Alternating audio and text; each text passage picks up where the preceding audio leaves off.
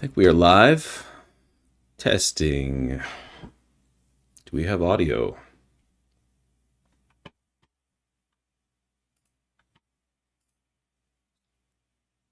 We're live.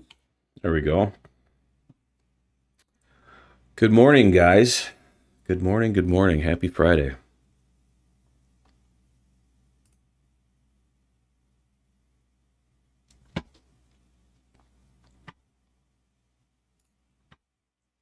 I've had some issues getting set up this morning.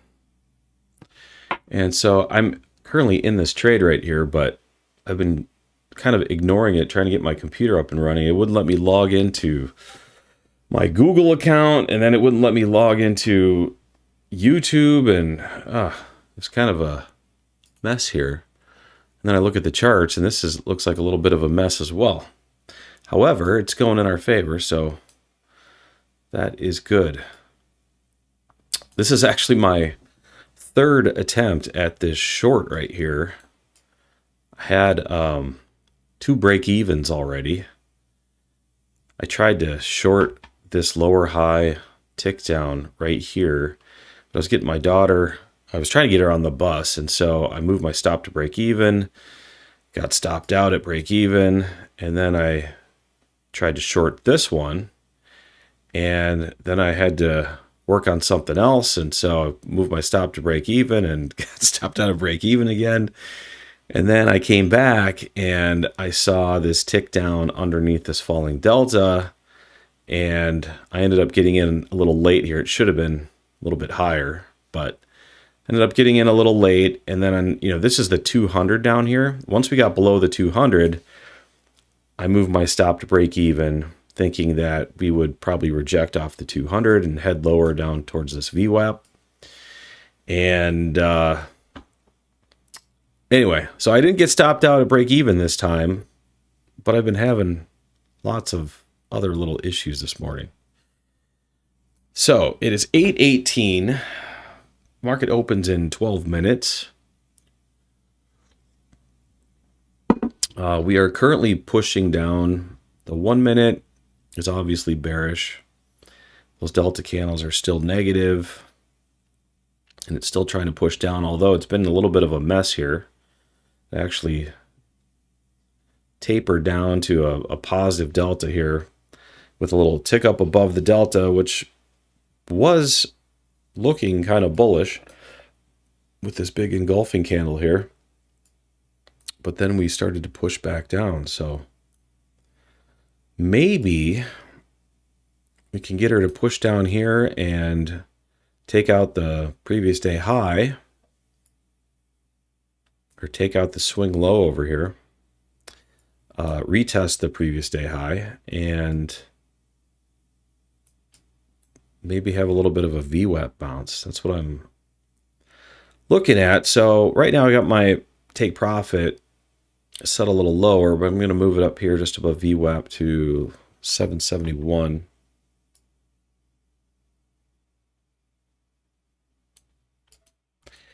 Maybe we can get tagged out of that before the market opens, or on the open maybe.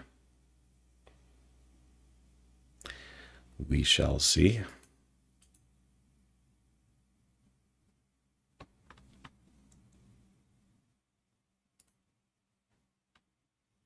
Let's go ahead and throw my other break evens on the screen. There we go.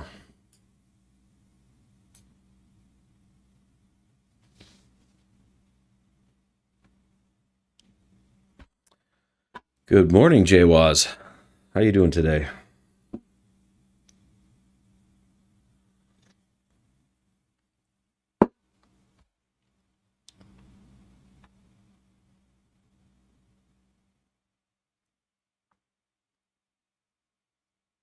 I've been kind of all over the place this morning. I've been having some technology issues. Got up a little late today too. I didn't even have time to take a shower, so I'm dirty trading today.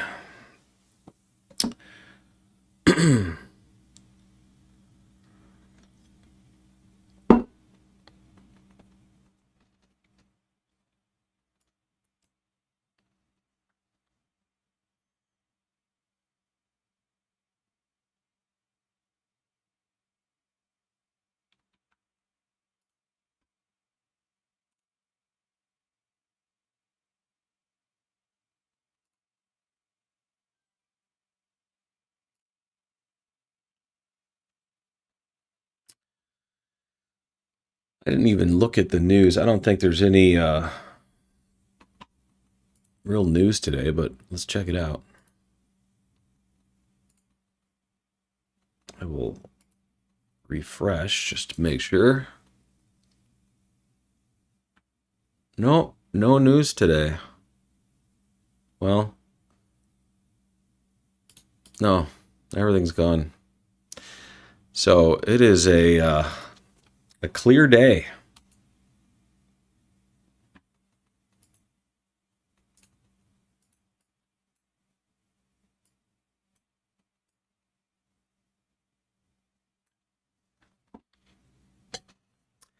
Gotta play dirty sometimes.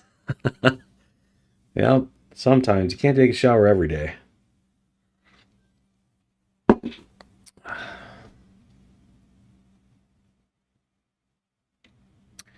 So it's 8:22. We got about,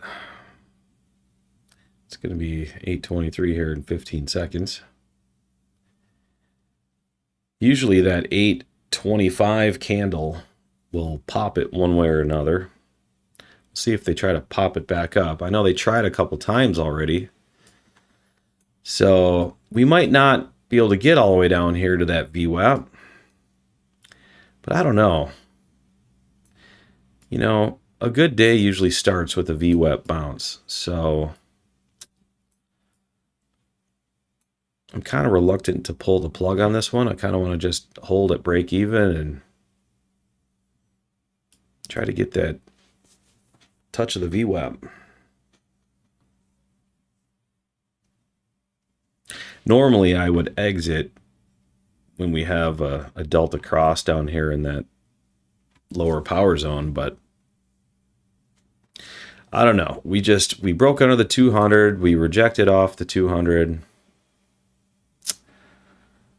5 minutes still heading down, pretty solid.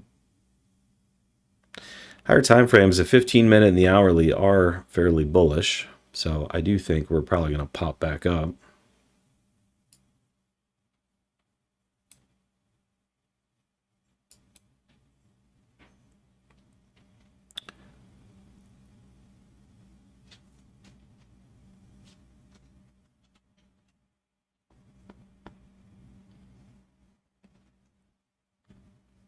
It would just be nice if it hits my take profit first.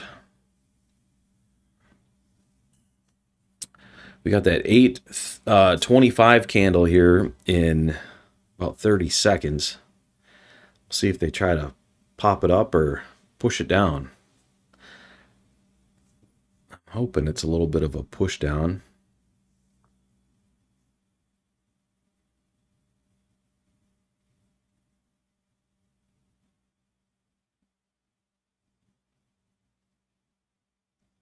Five seconds.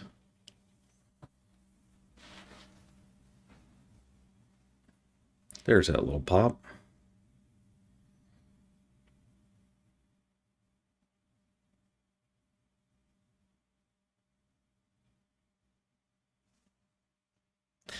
There we go.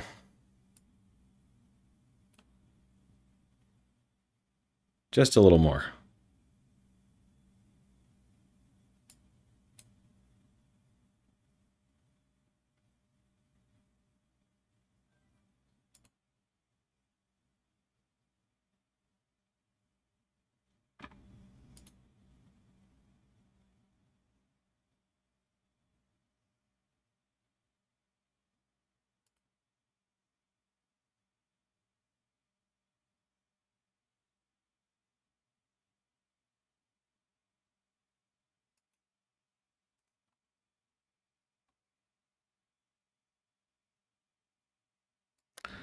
I'll pull it up a smidgen here.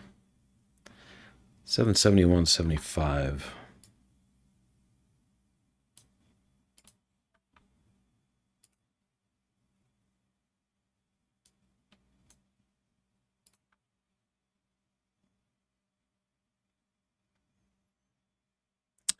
Come on, don't bounce yet. You still got to touch the VWAP.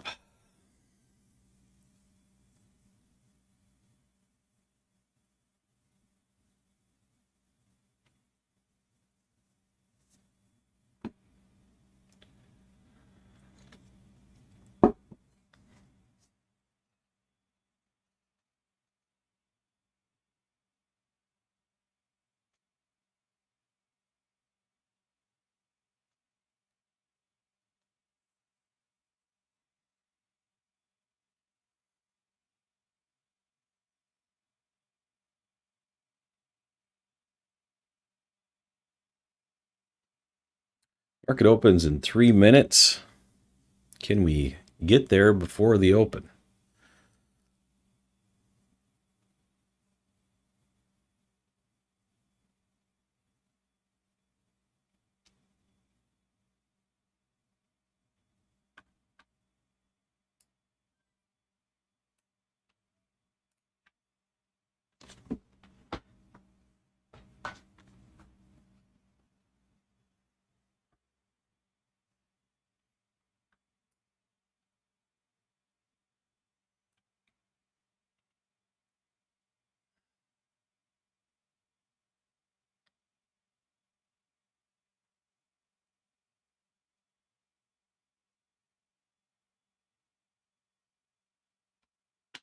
Two minutes.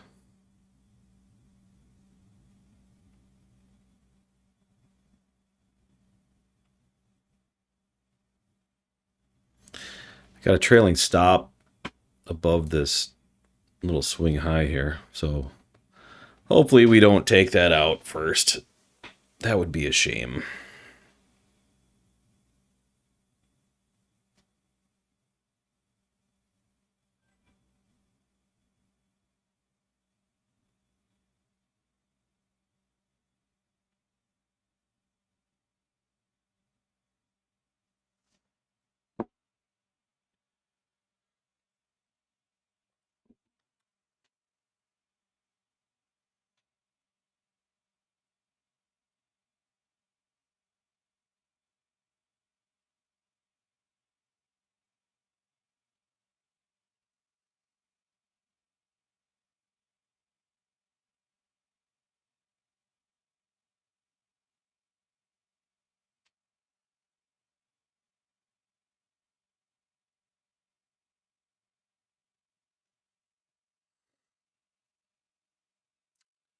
You're in a MicroStrategy long, huh? Where'd you go short from? Oh, well, I tried to explain this earlier. You probably popped on a little later. This is my third stab at this short. I actually had 2 break evens on the way down. I tried to go short here. Problem was I was getting my daughter, I was trying to get her on the bus, and so I moved my stop to break even because I wasn't really at my desk. Stopped out at break even, and then I tried to go short here on this tick down with this falling delta. Same thing, I was busy doing other stuff, moved my stop to break even. Looks like we're open now. Don't hit me. Like I said, my stop is above this little swing high right here. Ah, it got me. So I lost most of my profit on that one, but I still got, looks like 15.5 points. We were so close. We did take out the swing low though. That was really the main target right here. I should have just took profit on that, but I was hoping for VWAP. See, that's what tends to get me in trouble is I get a little bit of greed in me and I just want it to push a little bit more. I see another target. Anyway, so I broke even twice, and then I saw this tick down under this falling delta, and I know it was a little spotty right there, so it was a little risky. I got in a little bit late. I should have been in right there, but I got in right here because I thought it was going to break the 200. We did break the 200, and then I moved my stop to break even. We rejected off the 200 2 times, and my target was the VWAP, but couldn't quite get there. Still a winner though.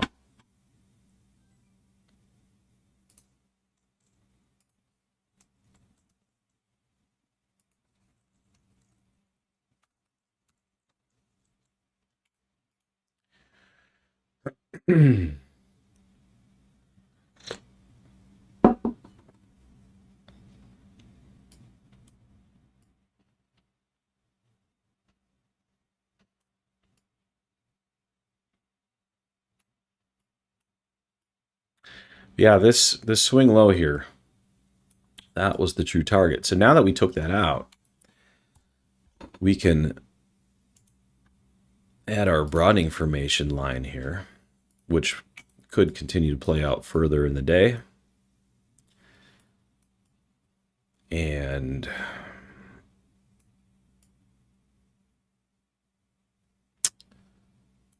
do we have one that we could add to the top? I don't know. This move up was pretty aggressive. So like, you know, this high took out this high.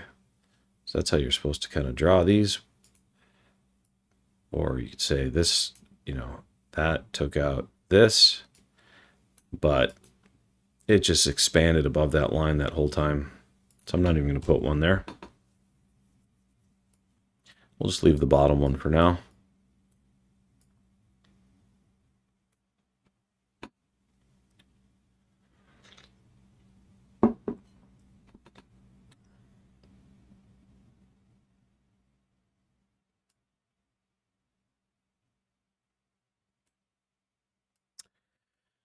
And that's the problem with, you know, you get your head set on an idea and you kind of put the blinders on. My head was set on, I was like, yeah, for sure, we're going to touch this VWAP down here. We're going to retest the previous day high, test the VWAP. And she said, nope.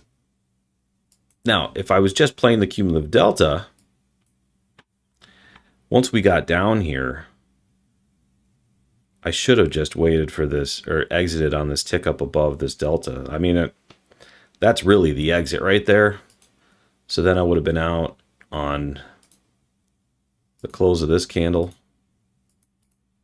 right there. That would have been a much better exit. Sometimes I have to remind myself to stop over-analyzing the chart and just play the indicator, because the indicator tells you when it's time to get off the train.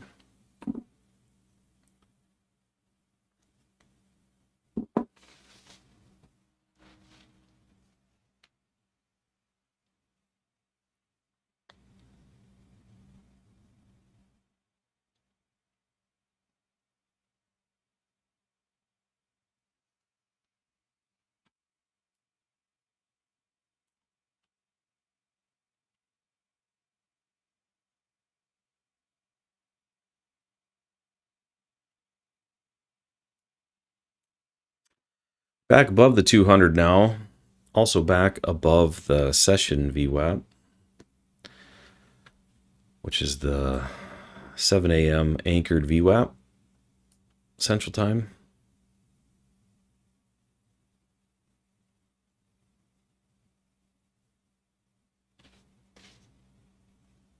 That one's actually pretty good. I tend to like the session VWAP more than the regular one.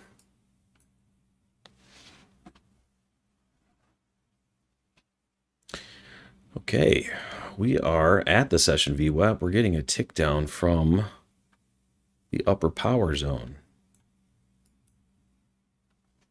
I might just have to take that. Oh, I pulled the trigger and it pulled up at the last second, so it didn't actually tick down. That's why it's better to just wait a little bit longer for that candle close. Darn it. I'm going to get stopped out. All because I didn't wait.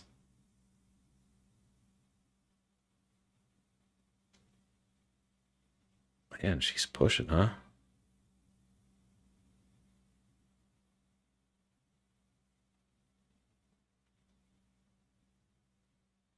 Yep, it just took me. That was dumb. 8:30. Wait, where did I get in? I was in at 8:12.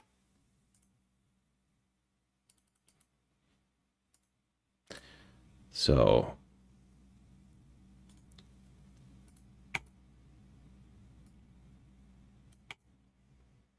there's a minus 20 points right there.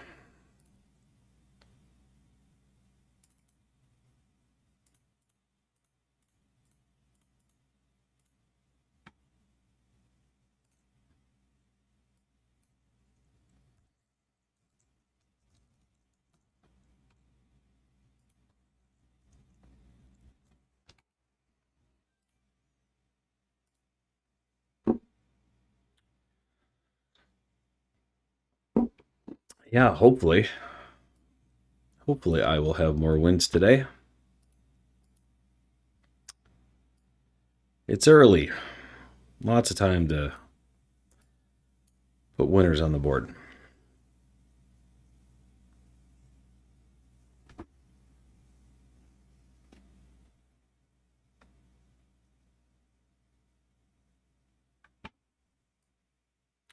Man, we really pushed here right out of the gate, didn't we? Our 8:30 candle is right here. Yeah, we just been pushing straight up ever since.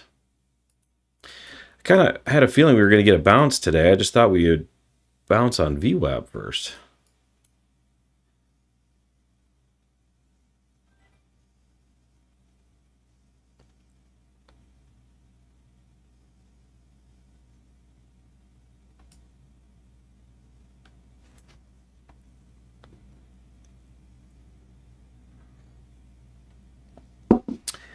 Got a pivot line up here at looks like 846. Now we're getting a tick down from that upper power zone. Kind of scared to take it now. These candles are big. My 80 tick stop might not be enough. Let's just see what that would look like. Yeah, look at that's almost just one candle. It's almost 80 ticks. That's too big for me. So if we could take out this high, hit that pivot line, we could potentially, you know, create another little broadening formation here. And if we reject off of that, potentially come back down and then hit the bottom yellow one.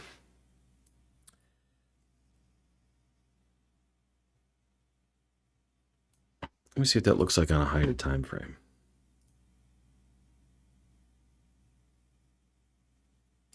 This is the 15-minute.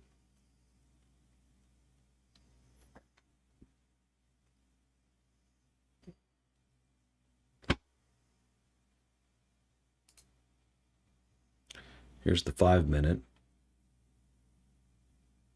It's not really a clean broadening formation, but we'll just keep an eye on it. We'll see what it does here.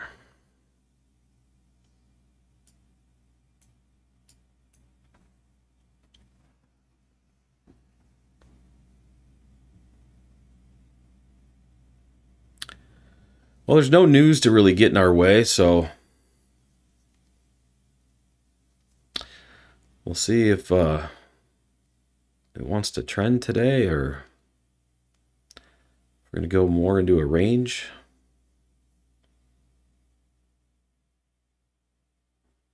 Higher time frames are bullish, so the bulls probably have a little bit of the upper hand. We are getting a tick up above a rising delta now.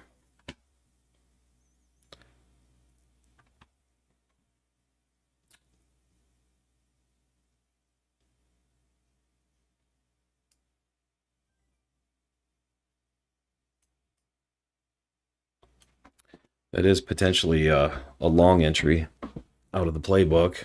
However, we're right up there at that pivot line, so it's, you know, we're kind of right up against a little bit of resistance here. It's a little risky. However, every trade has risk, right? So maybe it's better to just go ahead and pull the plug. Or not pull the plug. Pull the trigger. I just pulled the trigger on that one. And I'm in at, looks like 841.50.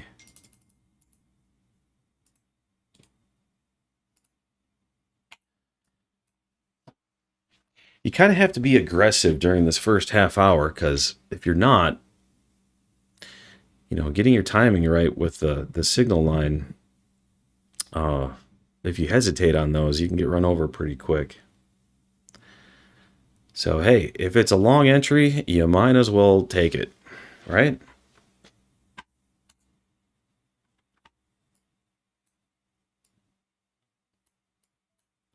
Man, it's really wanting to cruise here. Moving my take profit up.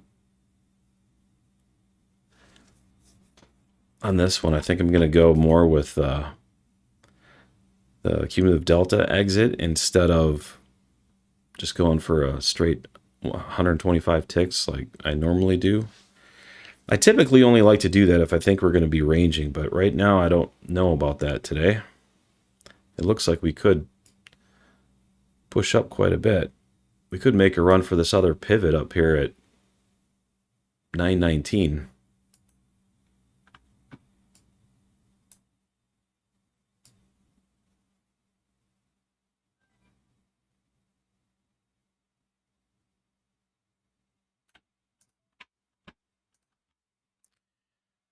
I targeted that.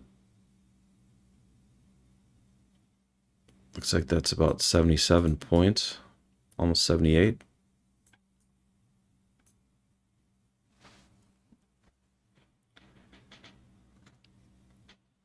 The delta is thickening up. It's getting fatter. That's what we like to see.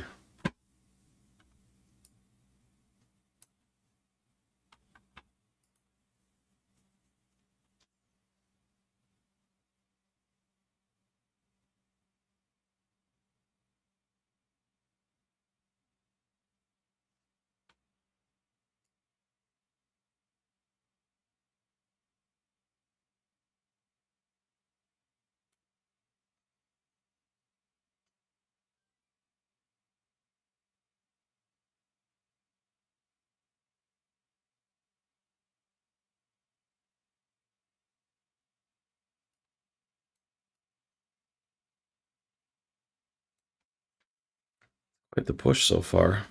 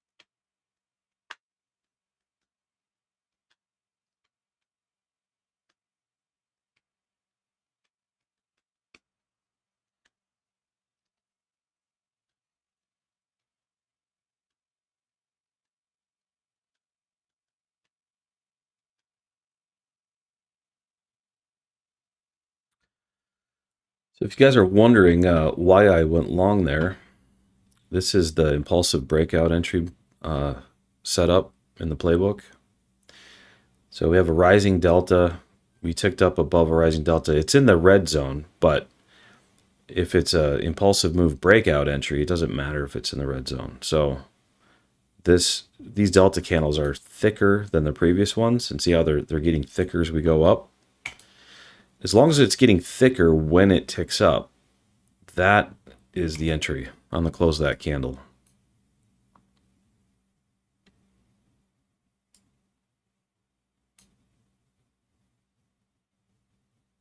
All of that is detailed in the playbook.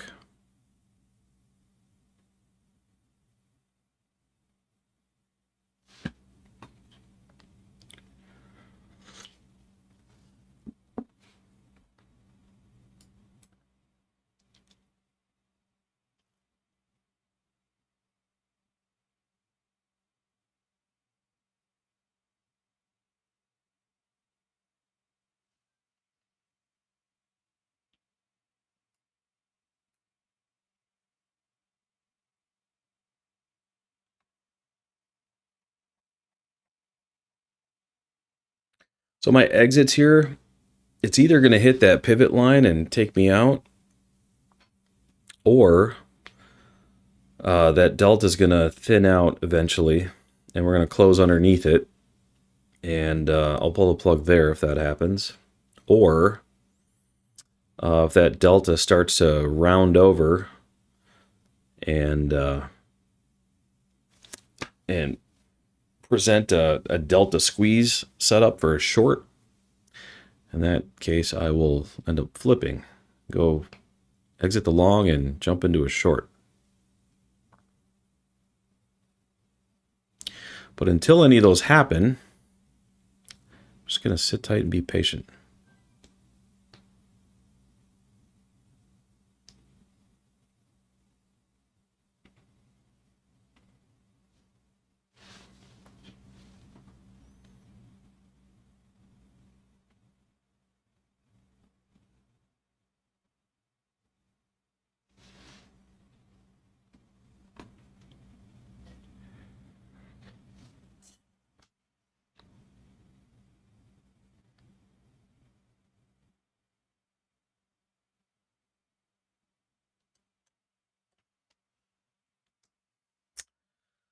J-Watt says, that was such a good trade. It is a good trade.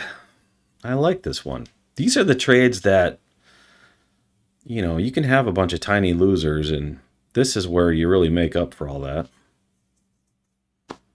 You know, your overall risk to reward is really what counts. You know, your win rate doesn't really matter at all. My win rate tends to suck. But that's because I take a lot of break-evens, I take a lot of losers. You know, some of my losers are only, you know, 1 or 2 points that I lose. So win rate does not matter in terms of profitability. I should say it doesn't matter. I mean, it matters. It is a factor. It matters a little bit, but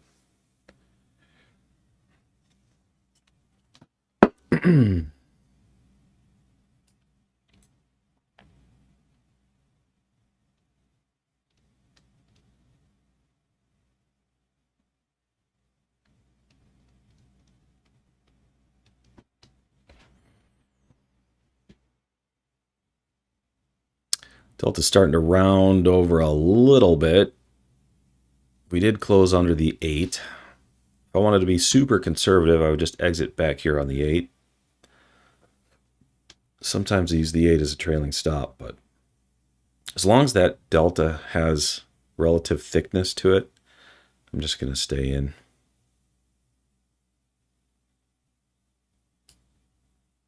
We are probably due for a little bit of a pullback, though.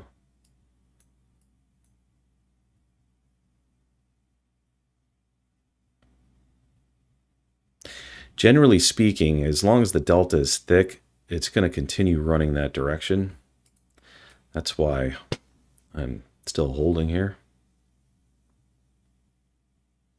You know, if you look back, you see how the delta is really thin over here. Like, that's where things can really fall apart really quick. But as long as the delta is strong, you know, you want to be on the side where the current is flowing the strongest, and right now that is with the bulls.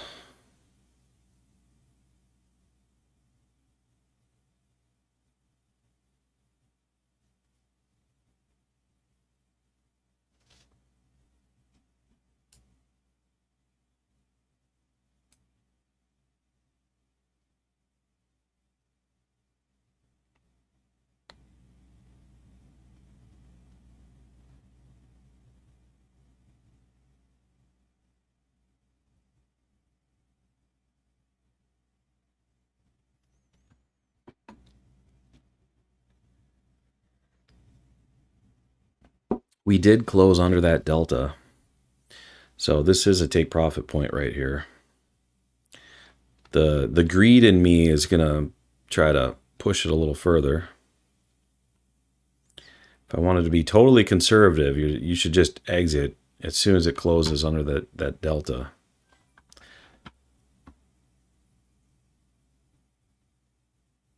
I shouldn't say that. That's as soon as it closes under a thin delta or a thinning delta. As long as it's relatively thick, usually you still get a little pop back in that direction, but I don't know. It's starting to look like it's struggling a little bit. Can we get back above the 8 is the question.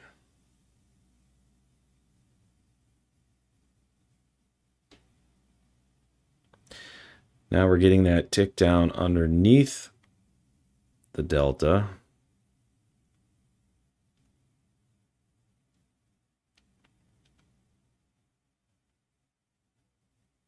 Delta's not negative though, so. And it's still not thin. It's thinning.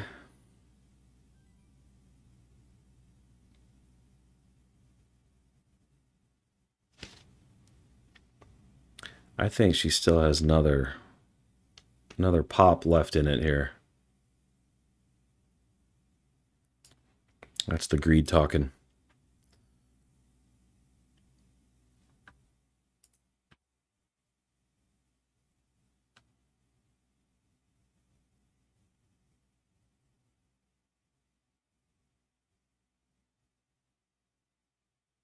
We did get that lower high tick down under the delta. That should be, I was gonna say that should be a full exit right there. All right, now we're starting to flash negative. Yeah, I should have just pulled it there. Let's see if we can pop back to there. I'll move my I'm gonna move my take profit to the 8. I still think we're gonna pop back up, but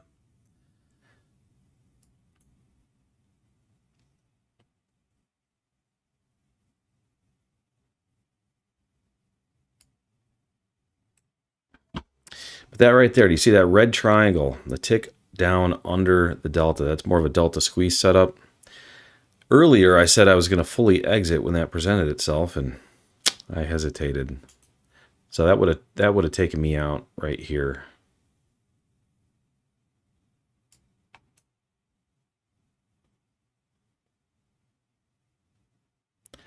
All right, we just hit the 20.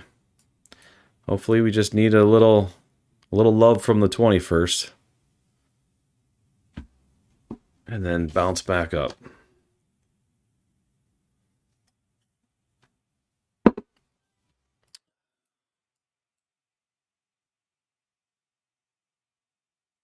Now, if this thing falls apart and comes back to land like a SpaceX rocket, I'm going to be pissed.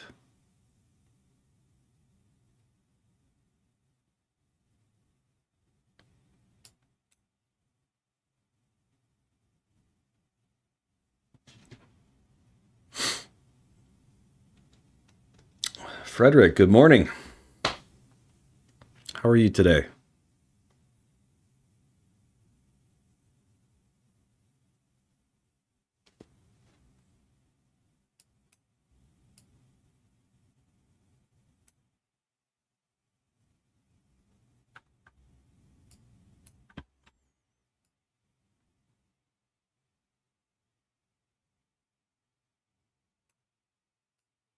All right, I'm moving my take profit back to my original target now that we hit the 20.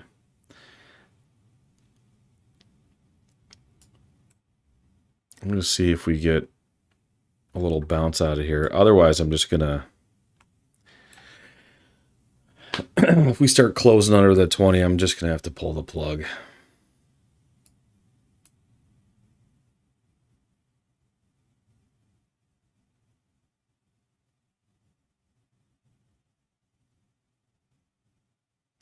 Got the 9 o'clock candle coming in 3 minutes.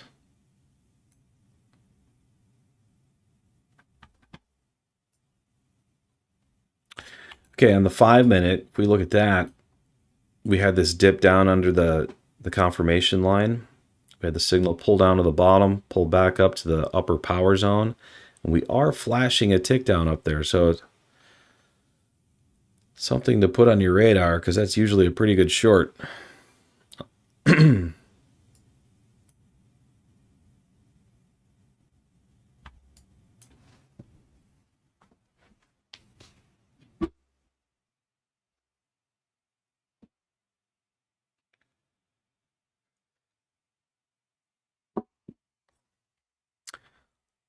I am still long, by the way. Am I bullish or bearish? Well, at the moment, I am bullish. But that could change pretty quickly here.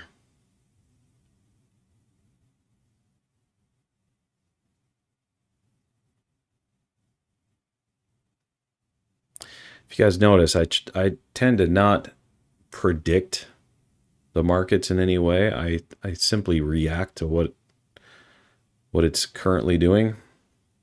And it's always changing. So I can go from bullish to bearish and on a dime.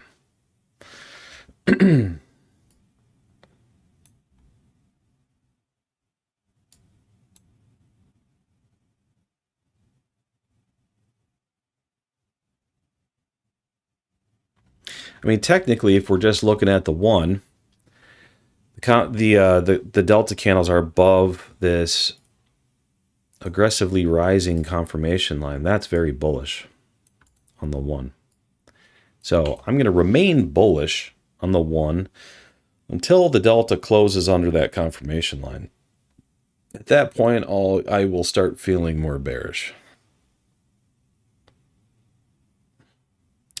We did close above the 8 there. Now can we hold it?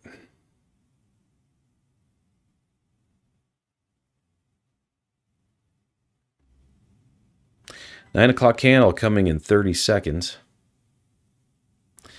Those delta candles are negative. And it looks like the bears are trying to step in here. We might get another lower high tick down. If it puts in another lower high, and if those delta candles are increasing to the downside, I think I'm going to have to pull the plug. And then just wait for the next bullish setup if we get it. Notice how it pulled up at the very last second there. So we were flashing this tick down earlier. It pulled out of it. Now we're flashing it again.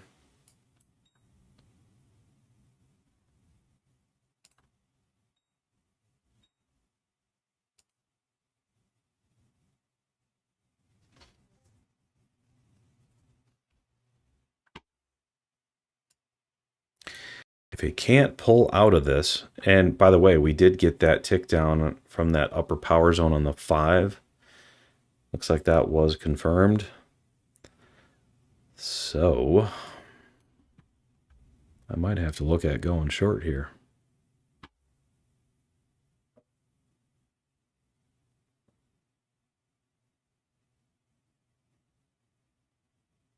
But we're still riding the 20. So there, I just went and I pulled it.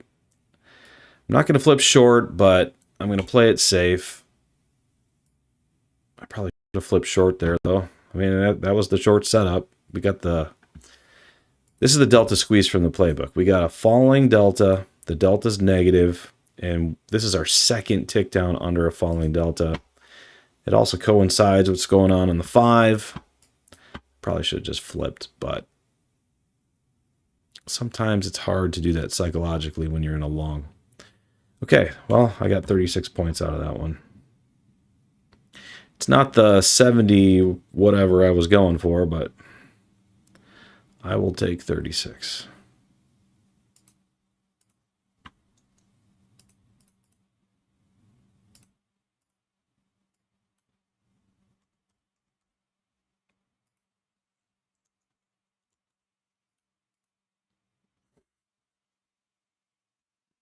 JWAS went short. Good.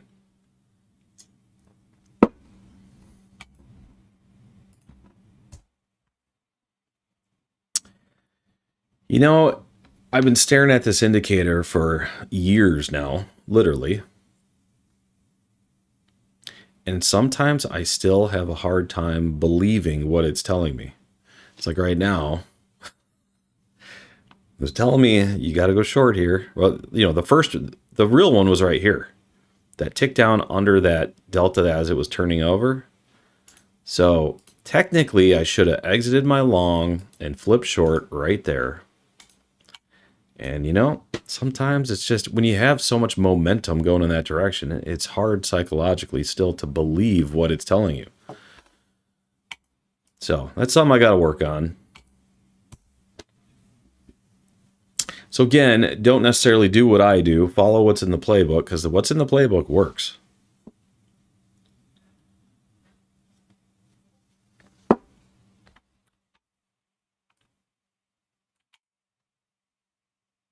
Overall, still bullish though. So like if you did short that, it might be kind of short-lived, because we do still have this delta above the confirmation line, which is rising. So if you just want to wait and be conservative, it's probably the better thing to do is wait for another long to set up here.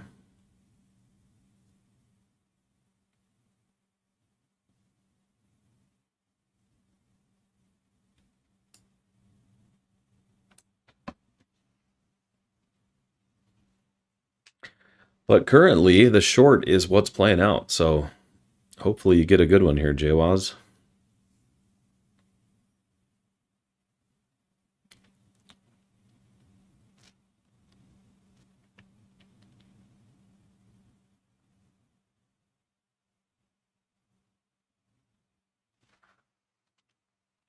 And I know why you took that too, because the 5-minute ticked down from that power zone.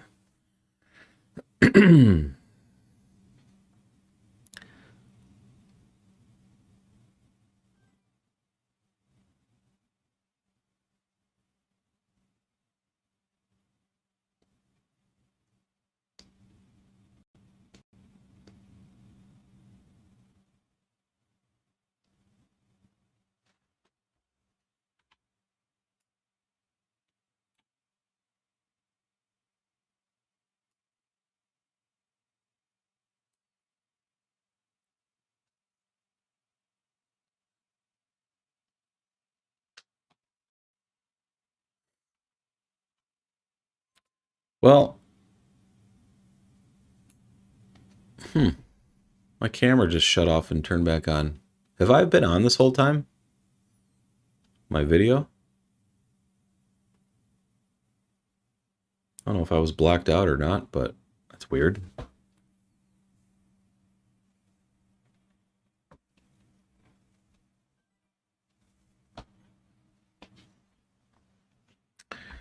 Anyway, what I was going to say, like we still haven't retested this previous high over here yet, or this pivot line. We also have the we have that anchored VWAP from the session candle, or the 7 a.m. starting session. So what I think we're probably going to do here is come back down here and retest that high. Maybe even this order block right here. And then maybe get a long setup off of that. But like I said, this session VWAP, it's really good. So look for a bounce here too.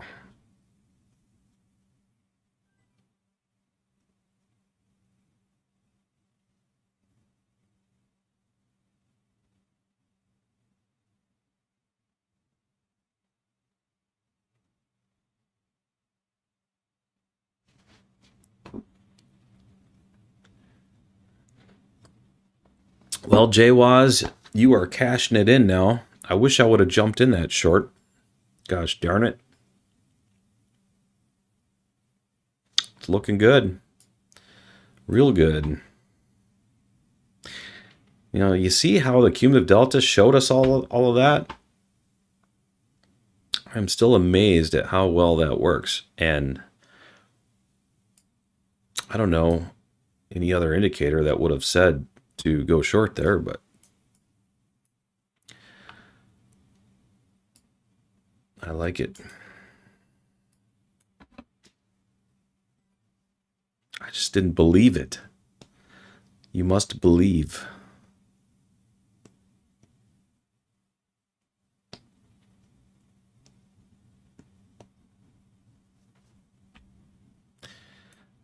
Oof. All the way down to the 200 there.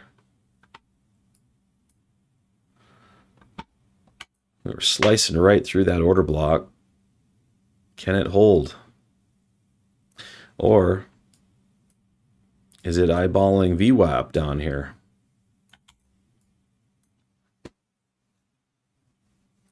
It's looking like it wants to slice right through. Yep.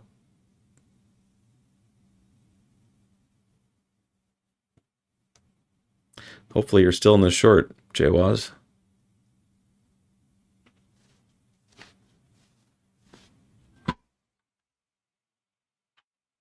But you guys you hear me talk about this look at the 5 minute. You hear me talk about the setup a lot. That's one of my favorite setups. Let me just go over to the 5 actually on over here. It's one of my favorite setups where it's a step 1, you get the delta to cross under the confirmation line. Then you wait for the signal to pull down. By the way, all of this is in the playbook. Signal to pull down here to the green zone.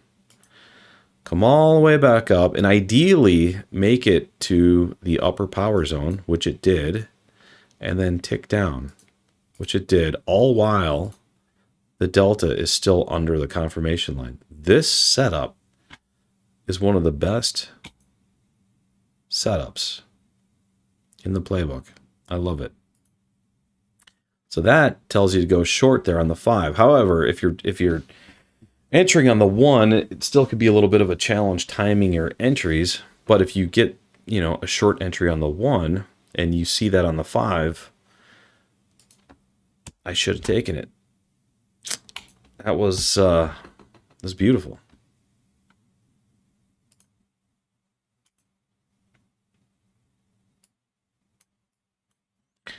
Okay. Well, we did get a tick up from that lower power zone. That's the long there.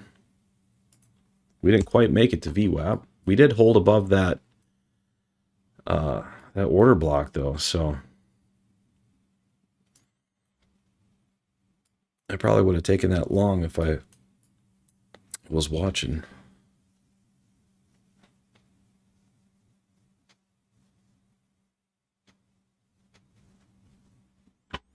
I'm still going to throw a limit order in here, I think.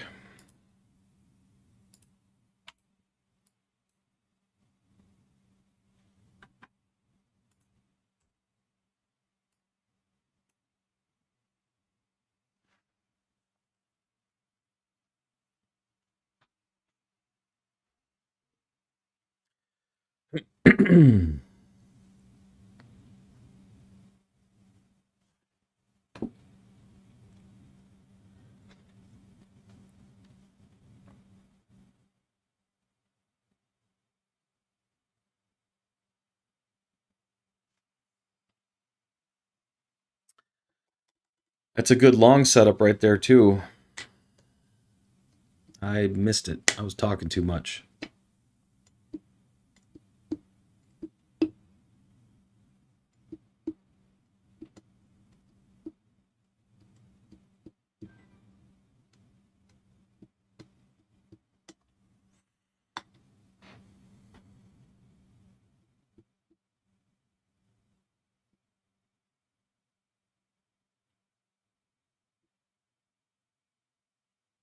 Hopefully you're out of your short now, JWaz.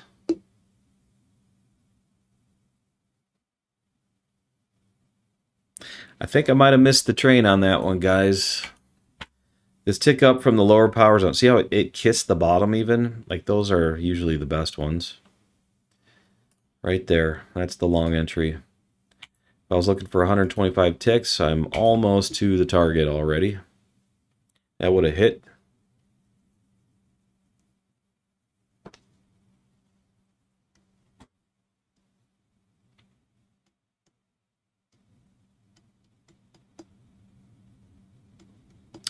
I got a limit order sitting down there, but I think I'm going to go ahead and cancel it now because that already played out.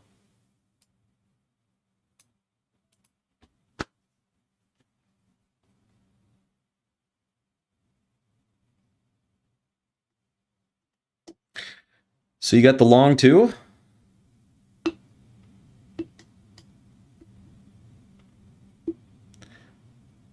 Awesome. Let's go. Happy Friday. You know, I really like Fridays.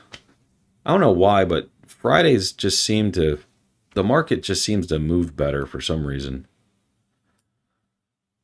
I don't know what it is.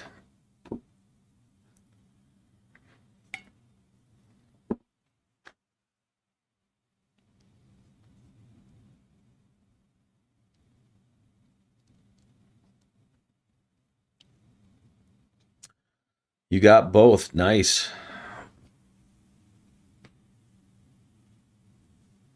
Stealth. I missed the open and had to wait for the line to come back to the power zone and then went long. Awesome. Patience is key. Beautiful. I was too busy looking over at the 5-minute when that happened, so I missed it.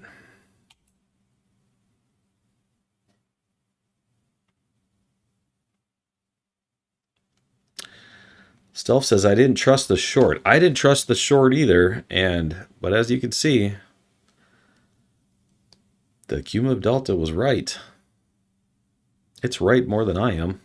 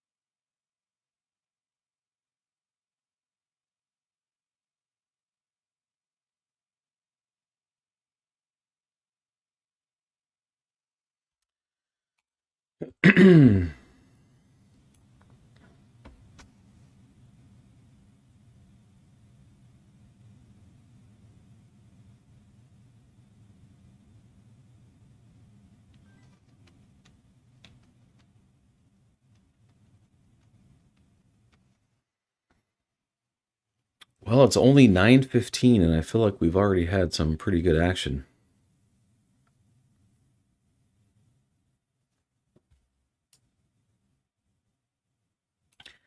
I kind of screwed up earlier by trying to jump in short on this, what I thought was a tick down from the upper power zone, but I pulled the trigger too early. It never ticked down till later. But there was lots of good opportunity in here already today. There's opportunity for a long here that I missed. That's that tick up above that. But I missed it because I was in a short and I was hoping it was going to go to VWAP. We talked about all that earlier. Sometimes it's better to just go ahead and put all your other ideas in the garbage and just be more of a robot and follow the playbook.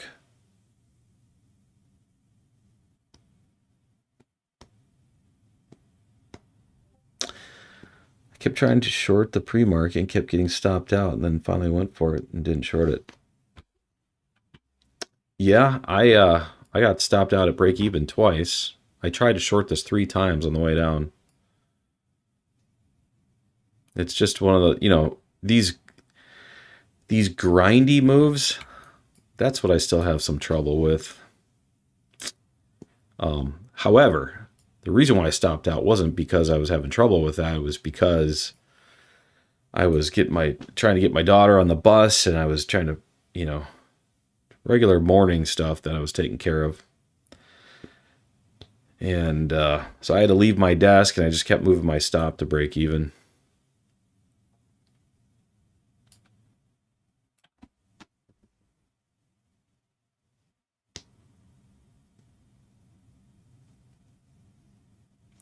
Well, this will be interesting here because, you know, we took out this low here. I was expecting to hold above this this order block right here. And we actually took out this low. So we have maybe the beginnings of a broadening formation over here.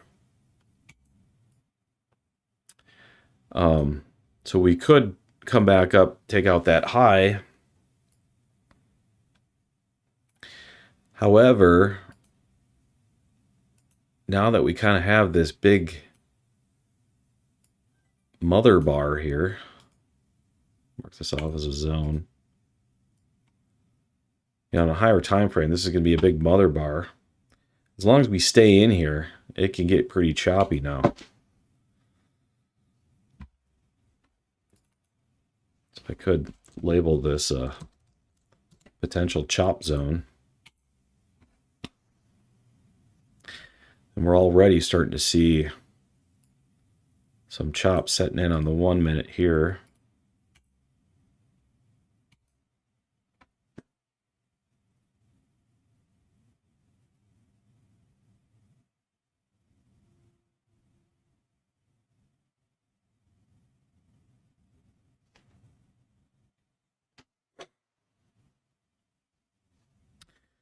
Just something to be aware of. I'll remove that. I'm just going to follow the standard signals.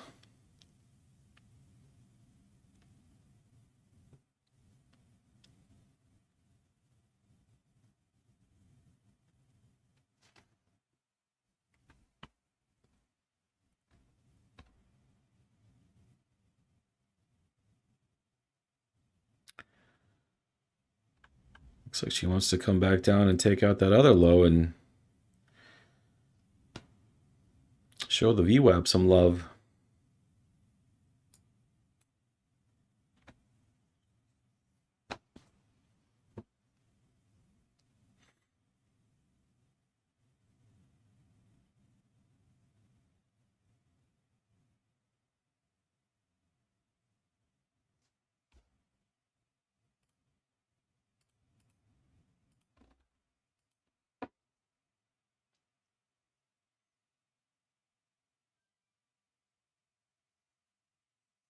On the 15-minute, we're flashing a delta squeeze setup, by the way.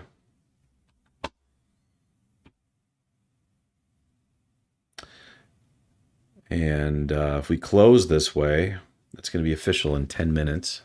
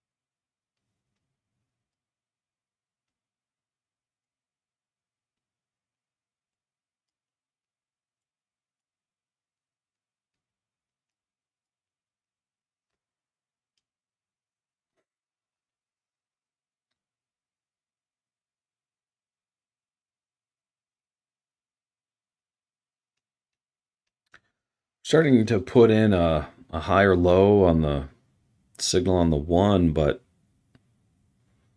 we got the delta under the confirmation line.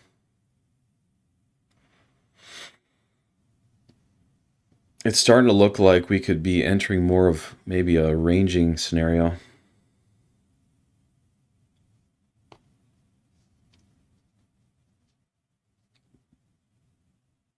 Which would make sense with that mother bar.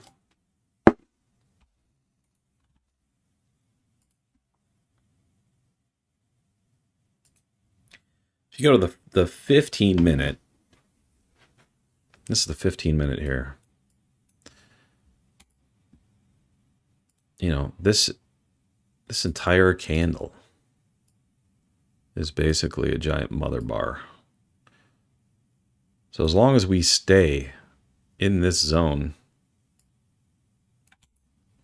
we could be ranging, we'd be chopping. On the 15 minute, we do have this order block sitting down here. I should probably mark out.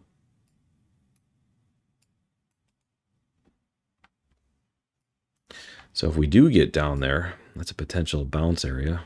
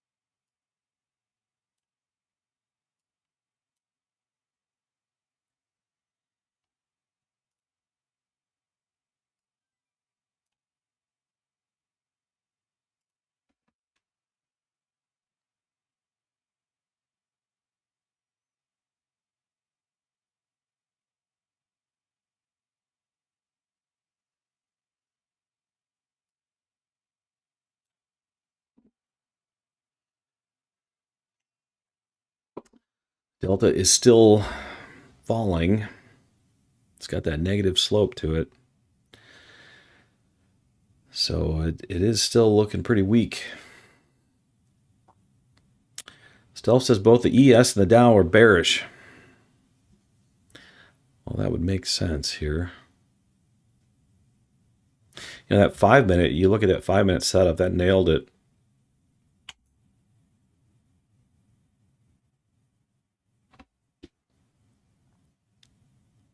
So it does appear that we should be looking for shorts here. There's not really a clean short setup yet, though. I mean, you could take this tick down here as a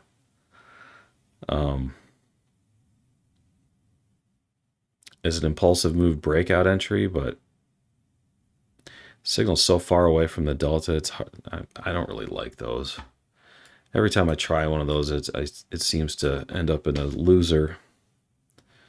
I prefer these, like where, see back here, the impulsive move breakout entry, when the delta was rising like very aggressively. Those delta candles were getting thicker. We ticked up right above those delta candles. That's really like, if you're looking for an impulsive move breakout entry, like that's the setup you got to look for. This one is just kind of mediocre.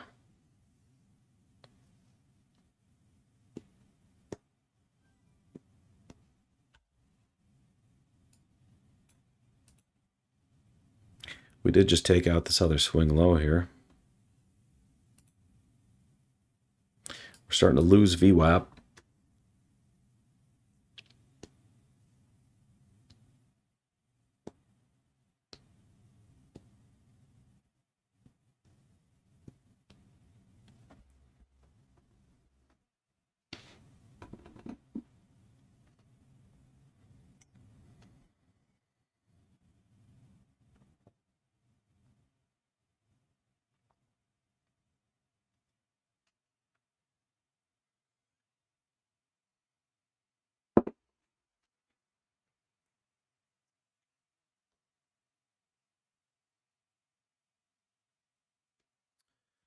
We're down to that 15-minute order block now, so we'll see what happens here.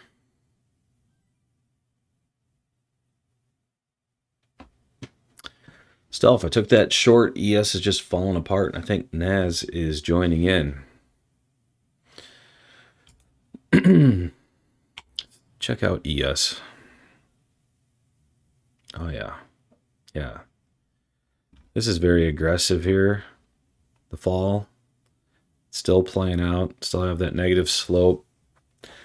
The 5 minute, look at that right here. These entries right here. These are some of my favorites. When you got that falling delta, the signal comes back up just underneath the delta and ticks down right there. Boom. If you look at where this corresponds on the 1, it's right here.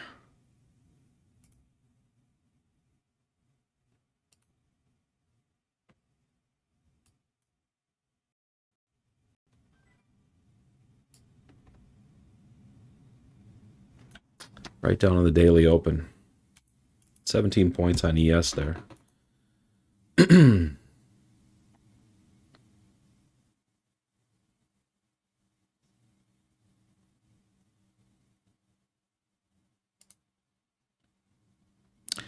take a look at gold. See what gold's doing. Gold's more kind of choppy, grinding. See that thin, spotty delta? That's no fun to trade.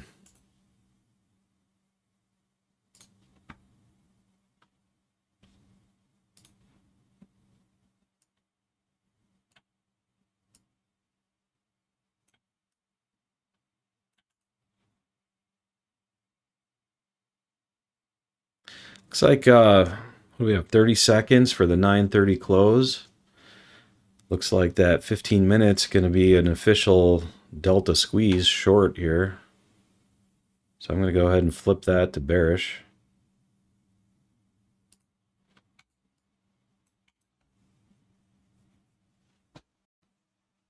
The 5 minutes gaining some steam to the downside too with that delta candle thickening up.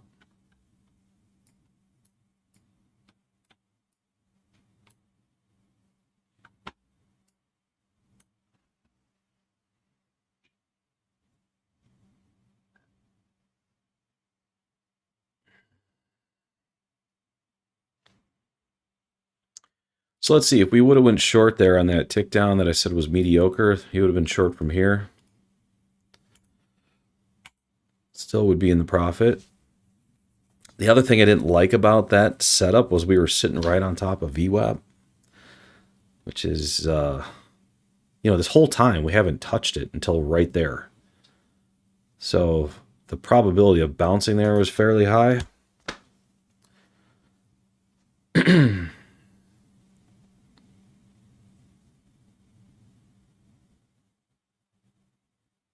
We are getting a reaction off that 15-minute order block, though.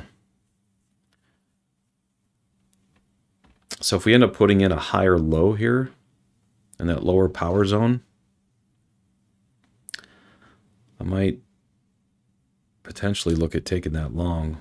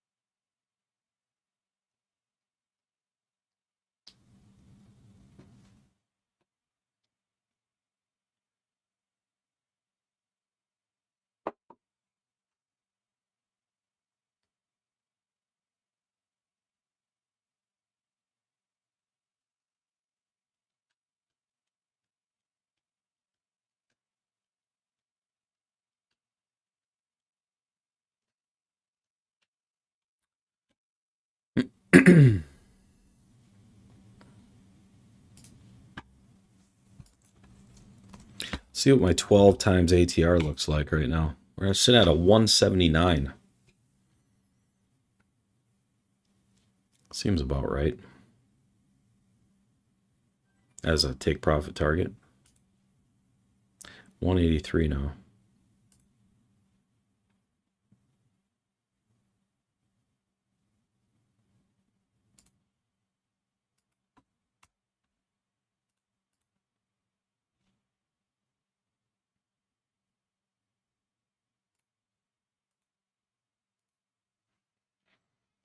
Well,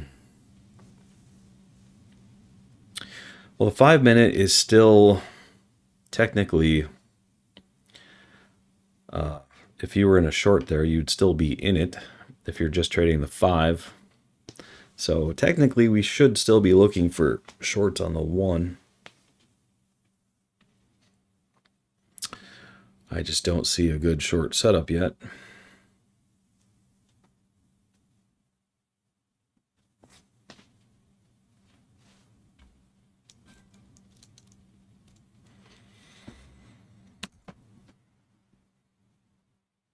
Now we are getting a tick down here under falling delta, but delta is just kind of average. It's not really super fat. It's not super strong. We are in the green zone, which is a little more risky.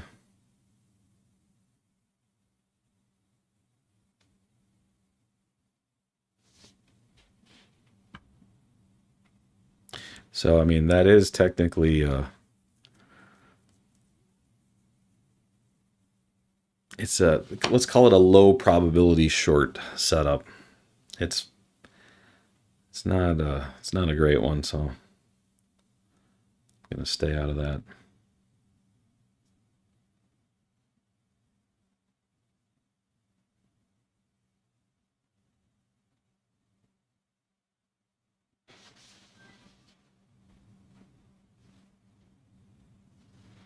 Stealth says my target is 21,770, which is the 1100 EMA on the 1 minute.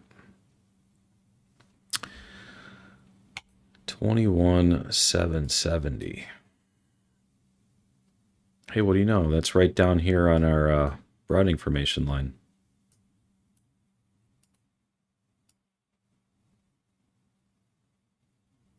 I think we can go ahead and get rid of this one, because that one is invalid now.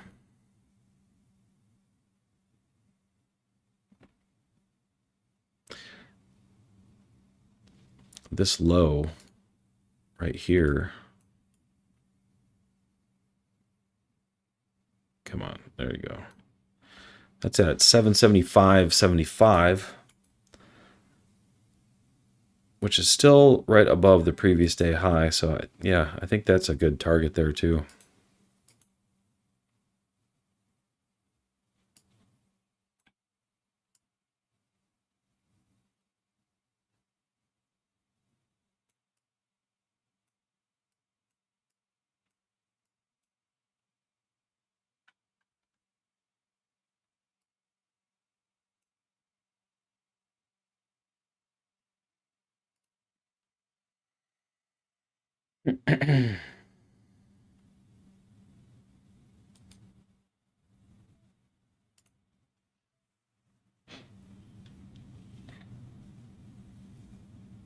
Starting to put in a higher low. It's flashing one anyway on the signal.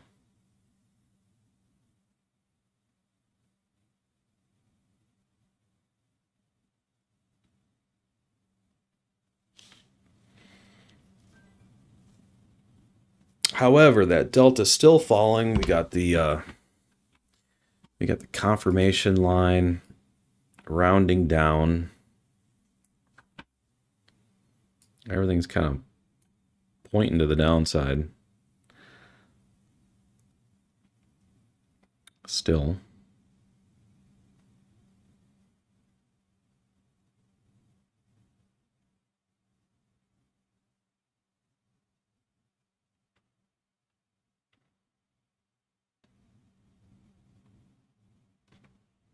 I'm tempted to jump in a short here, but because I think we are going to lose this order block probably.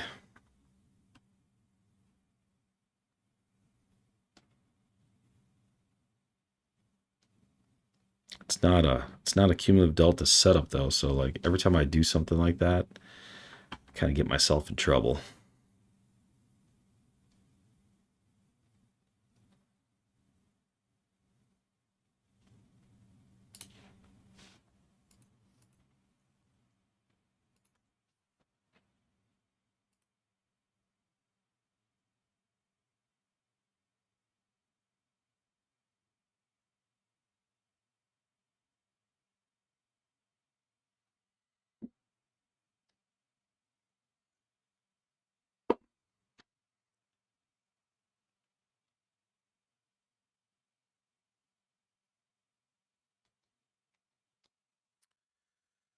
Well,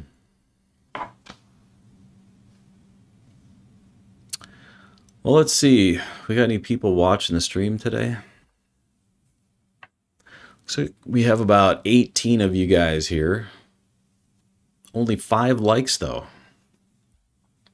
You guys should do me a favor and hit that like button, if you don't mind.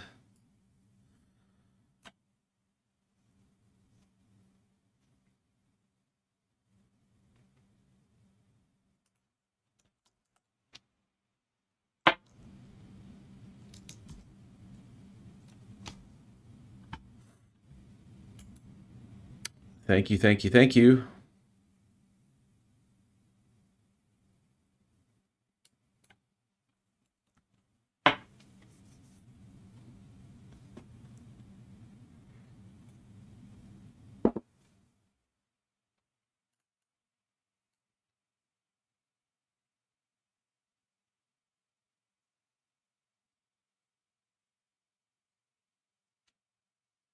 Thanks, guys.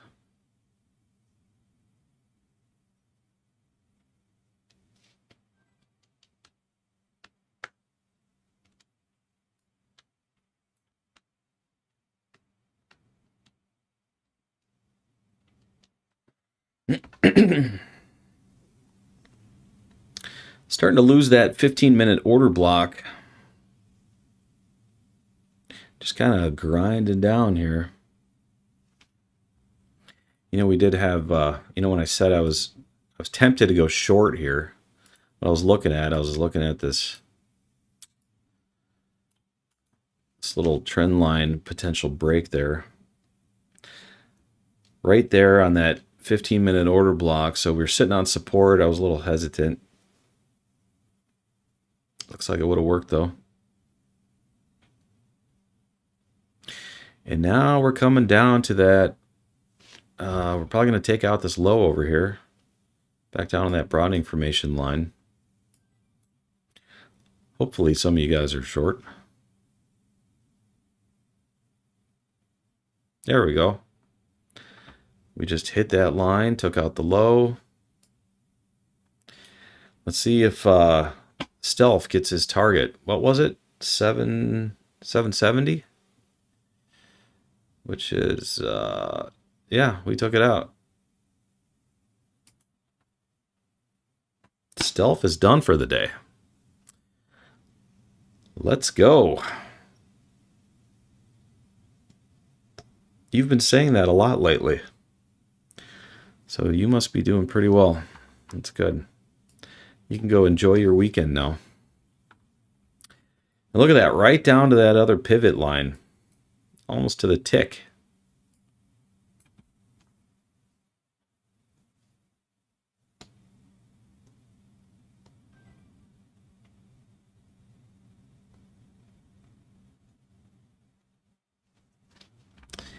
So this tick down here under that falling delta that I said was kind of a mediocre setup, looks like it would have been a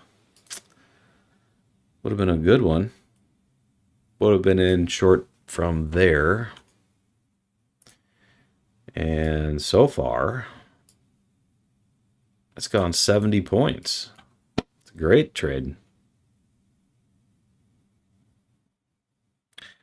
The more I trade, the more profits I give back. Yeah, that's kind of the general rule of thumb. Well, you know the reason for that. As long as the market is moving, these setups work great. But at some point, it stops moving and it starts going more sideways. And usually that it's just inevitable that that's going to happen at some point in the day. So if you keep trading all day long and you trade into that, then that's where it starts to eat into your profits. Then if you get a day where it's just kind of chopping the whole day, then you're definitely going to be giving profits back. But as long as the market's moving and it's showing, you know, no signs of chopping, might as well keep trading until that's kind of my general rule of thumb. Typically, I'll trade until I start. You see, I put this chop box on the screen earlier. I'll trade until I start to see like a couple of these close together. You know, like if I get a chop box there and say I got another one here, and if that ends up being around like, you know, lunchtime, then I'll just usually end up calling it right there. Now lately, you know, I started, this streaming thing's new to me. So lately I started streaming and I've been trying to push it out a little bit longer sometimes on the stream, but you know, usually if the cumulative delta is telling you that we are entering a chop phase, it's usually a better idea to just hang it up, walk away, go enjoy the day.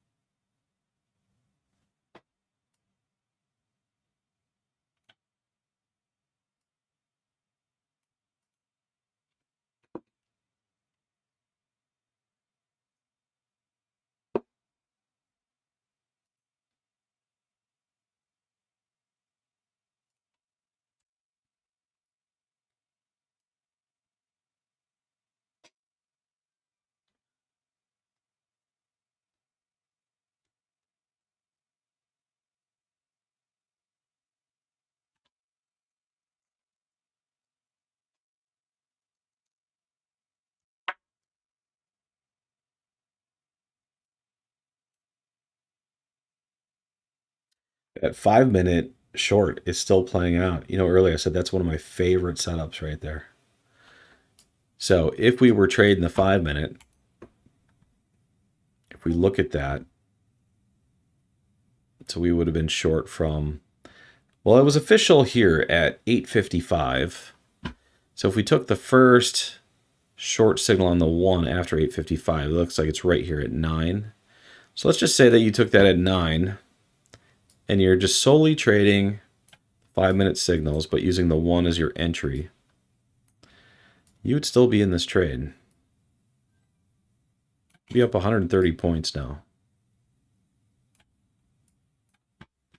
Because the signal still has not ticked up. We still have this falling delta on the 5 over here.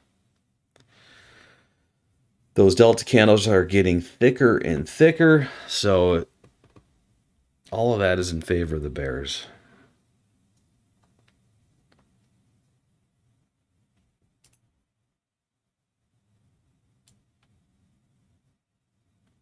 Looks like it's gone as low as, or I mean as high as 153 points so far.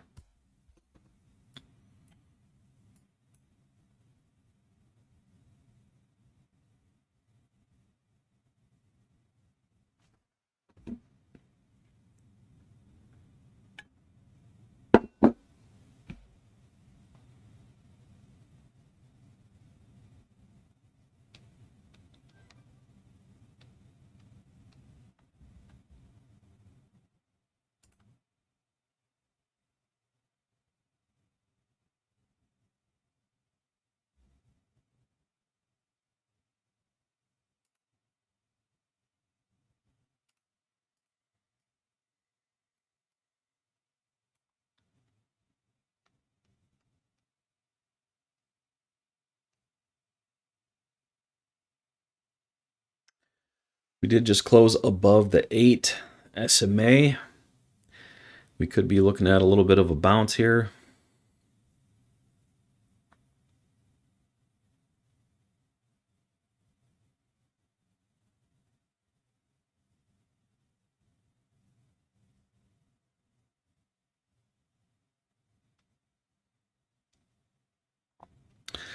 Stealth, yeah, I had the same issue. You know, psychologically, when the market is moving so strong, it is so, like, psychologically, it's hard to get yourself to go the other way, to go short, but you have to. Like, that's where the biggest opportunities are. You know, when everyone else is jumping on the train, it's usually going to turn around and go the other way.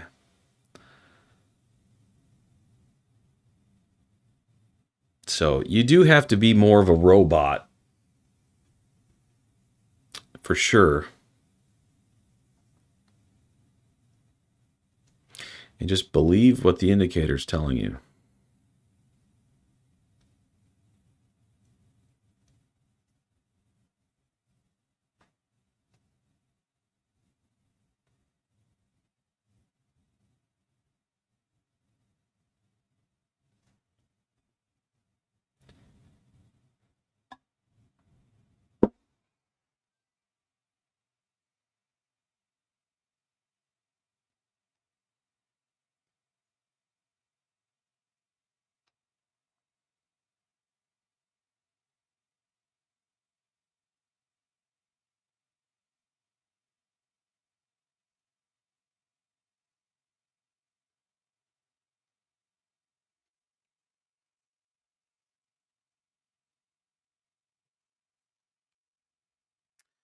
So we got this delta cross that happened down here in this lower power zone.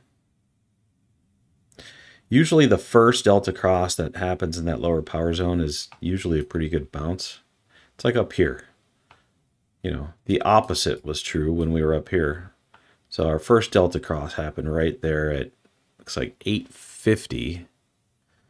So even though this was an up close candle, if you would have shorted that, that was a beautiful entry for a short. It's not in the playbook. It's in the playbook as a exit strategy, but not as an entry strategy. So you can take those as long as it's the first one. You know, if the first one fails, it's like over here. We crossed and then we're down, and then we crossed and we were down. It's like if the first one fails, you don't want to keep trying it. But usually the first one is after a big move, the first one is pretty good.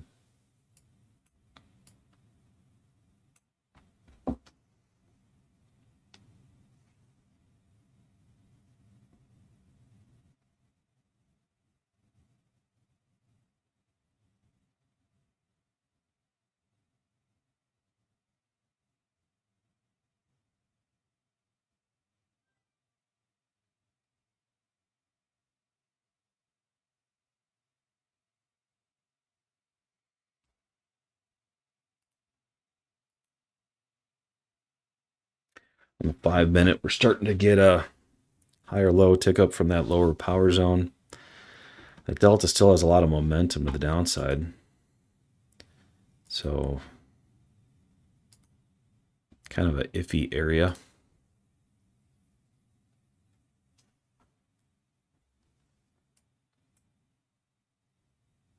We just closed back below that 8 SMA.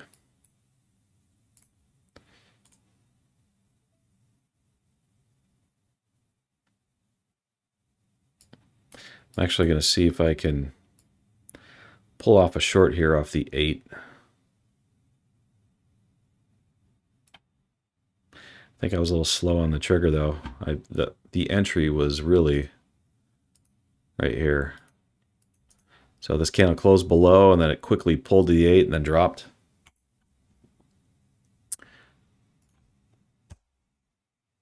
I think I might have missed that one.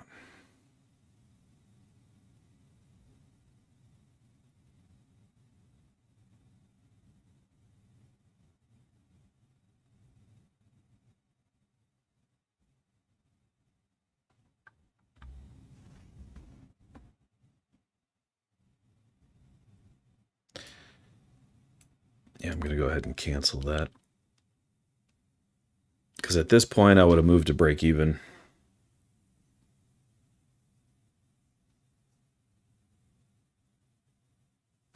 And the reason why is because I would be potentially anticipating the signal to come down and then tick up and present a delta squeeze scenario for a long, potentially. We'll see if that ends up playing out, but that has the potential here.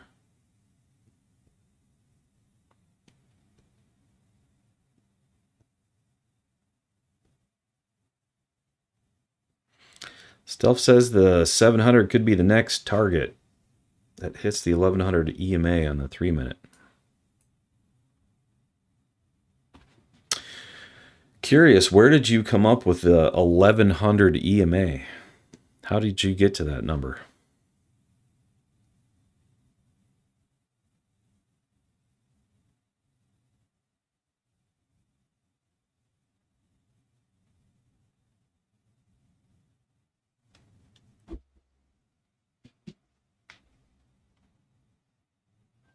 $700 is also the daily open, so that would be that would make sense to have a little bit of a bounce there.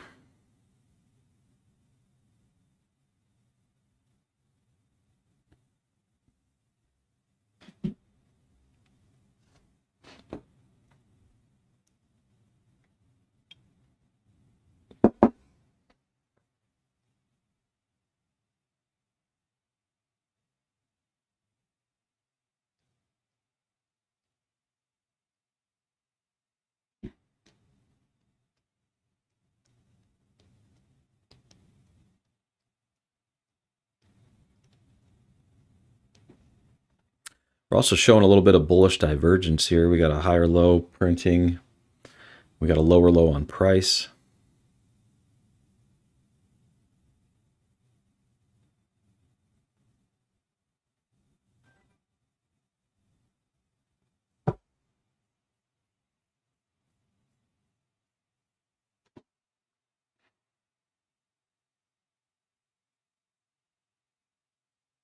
Not official. It was just flashing.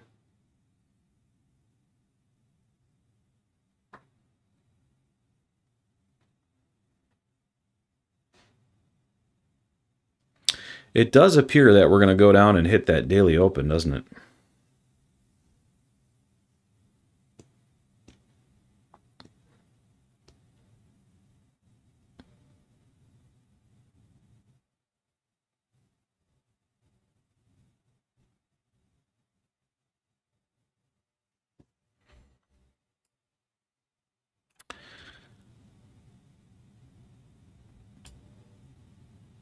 Notice how after we broke through that previous low, we came right back up, tested it beautifully, and rejected off of it.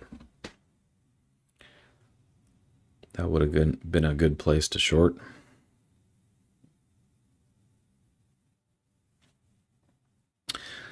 Stolf says, I learned it from another trader. Price seems to gravitate towards it. It starts with the 30-second, then the 1 minute, then the 3, then the 5, and so on. Interesting. I've never heard anybody talk about the 1100 EMA.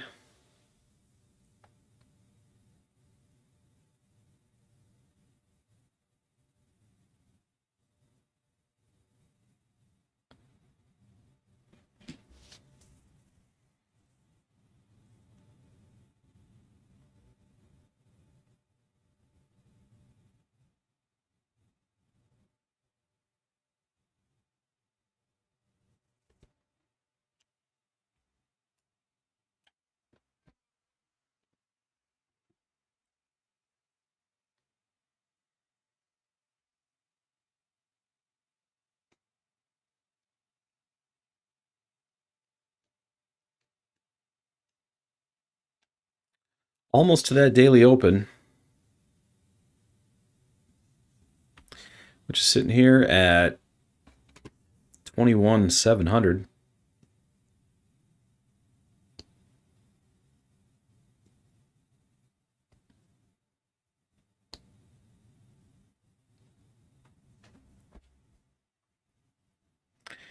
We got the 10-minute. I'm sorry, not the 10-minute. The 10 o'clock hourly candle. It's going to open here in 3 minutes.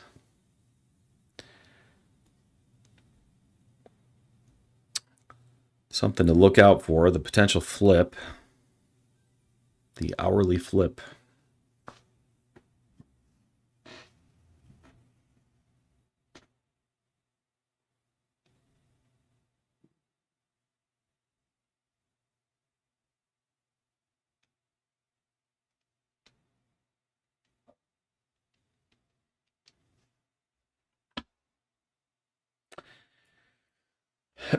Wish I wasn't slow on the trigger on that last one, because that ended up being a pretty good trade here. So first we got that tick down, closed under the 8, and I mentioned shorting the 8 right when that happens. I tried to, I just got in a little too late, but that was the entry. Look at that pinpoint entry there on the 8.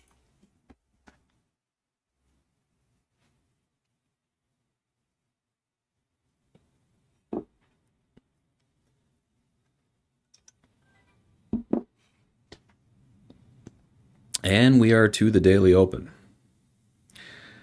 with the 10 o'clock candle in 1 minute 20 seconds.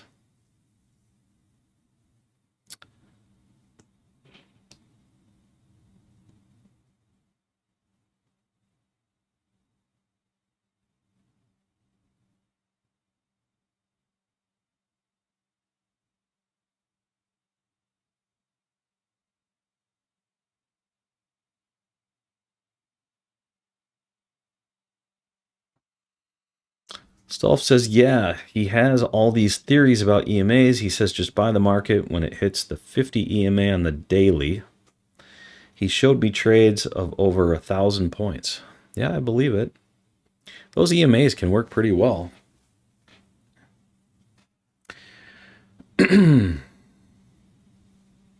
Getting the timing right can be a bit of a challenge, but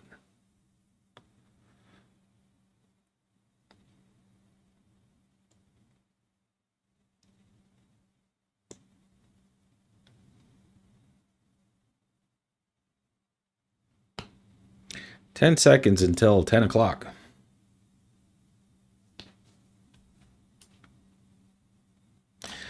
Looks like we're slicing through that daily open so far, heading towards that next pivot line.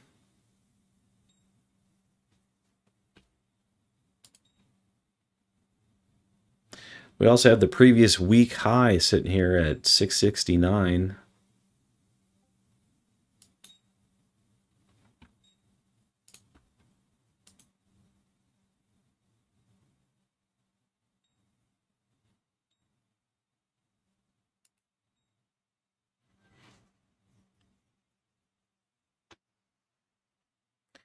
And here's the 10 o'clock candle. What is she going to do?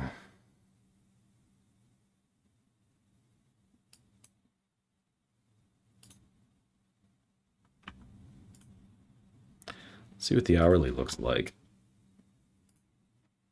Oof. Look at that. Giant candle to the downside. I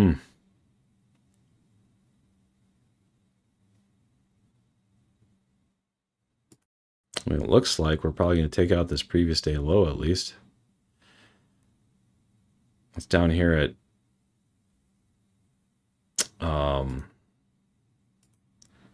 602.25.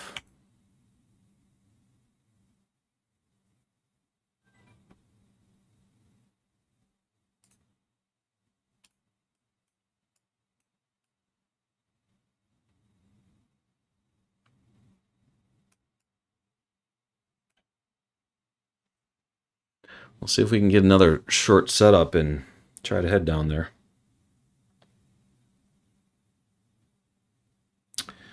Stealth's next target is 648.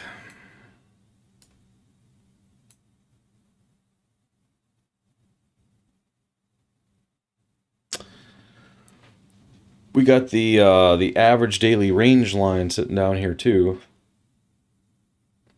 at 573.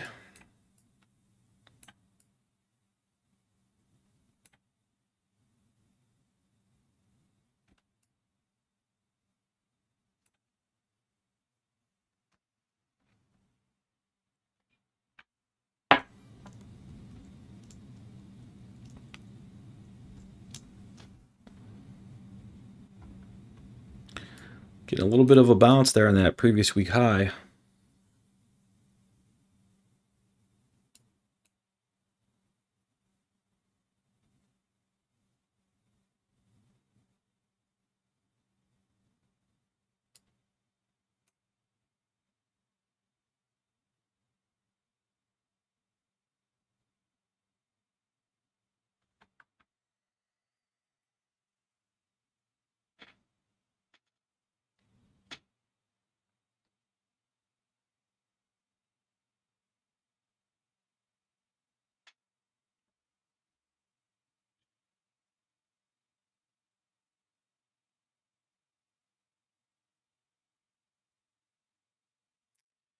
Signal is crossing the delta in that lower power zone.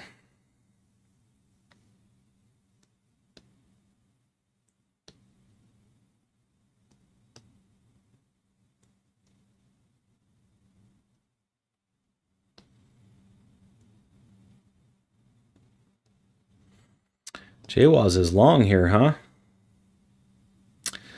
La Hong Ting says sustained trend strategy pretty much goes short. Well, I wouldn't call it sustained yet. The reason why is because In order to be sustained, the delta has to be down in this lower power zone for an extended period of time. And it's only been here for 23 minutes. A little less than that, actually. So, I mean, you could certainly give it the assumption that you're entering into a sustained downtrend, but, you know, like from the 5-minute perspective, it's not even down there yet at the lower power zone. From the 15-minute, it's just kind of, you know, the 15-minute could easily tick up from here and then go back to a bullish scenario. You know, you can get this to kind of round out or back up here, and then you're bullish again. So it might be a little too early to call it that.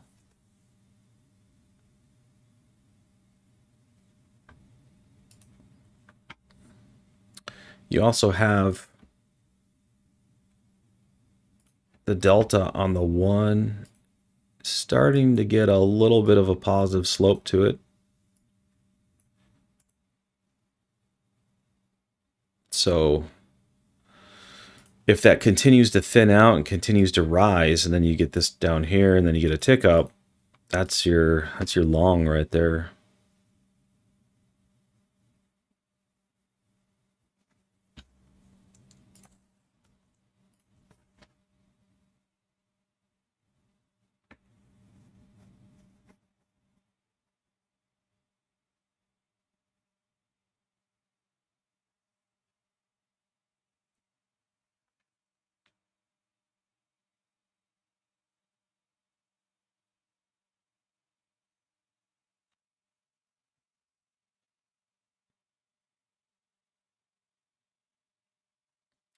However, we have made a substantial move to the downside, that is for sure.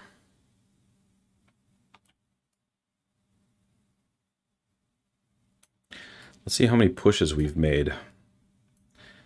Call this like the first push, second push, third push, fourth push. I don't know. Usually around 4 pushes or so, it kind of wants to turn.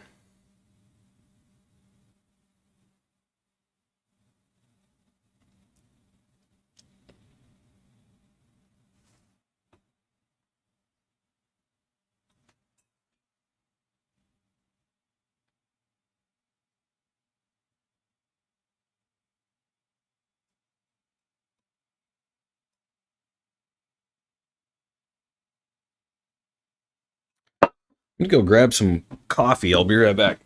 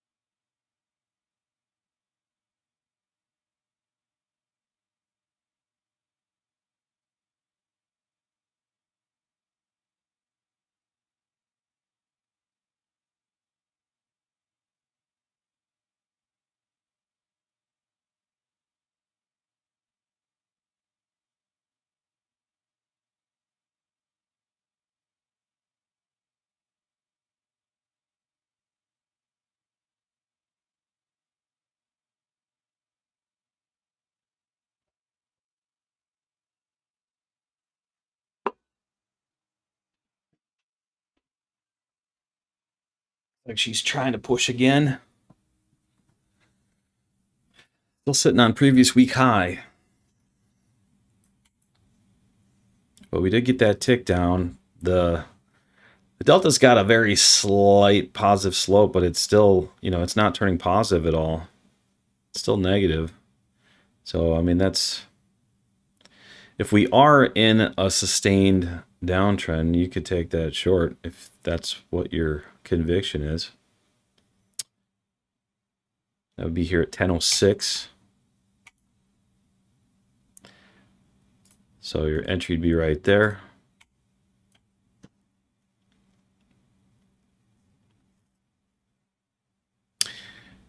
But once you get, once you get down in this area for the first time and you're starting to get a little bit of a positive slope on there, it's a little risky to take that one.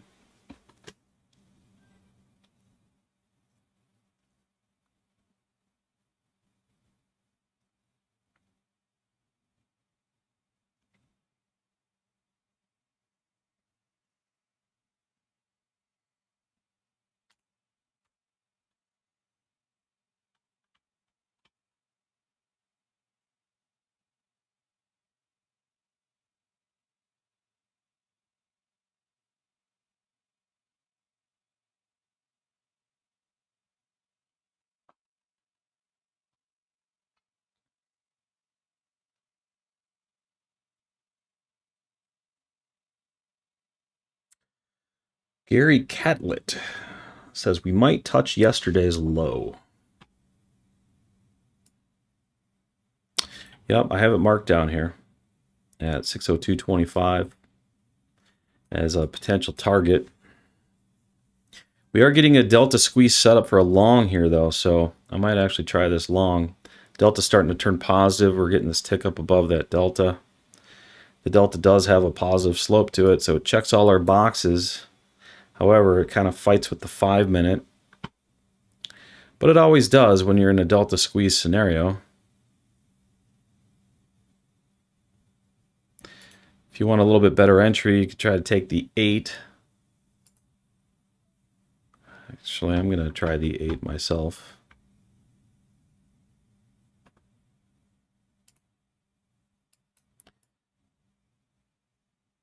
I got a limit order sitting down here. There we go. We just got tagged in.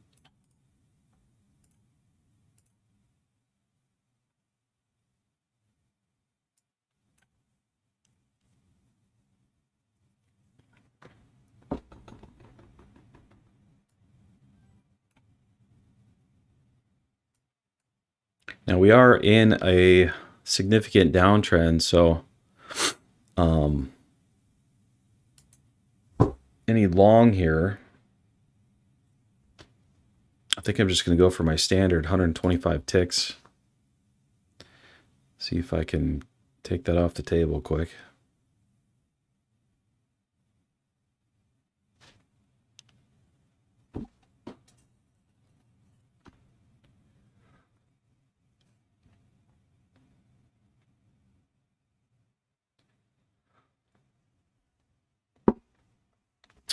You gotta love that 8 for the pinpoint entries, huh? It's funny because on my in Quantower, I'm like at the end of the wick, but in TradingVIew, it looks like the wick didn't even touch it. Can't get much better than that.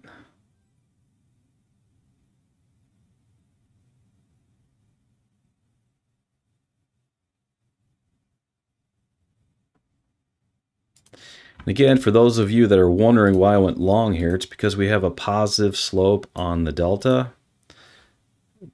The signal came down and ticked up above a positive delta. So you see the delta turn white right there. That's when the bulls first begin to take some control. However, the bulls could easily steal it back here, so we want to kind of keep a short leash on it. And now that we're retesting the 8 again, if we close under the 8, I'm pulling the plug.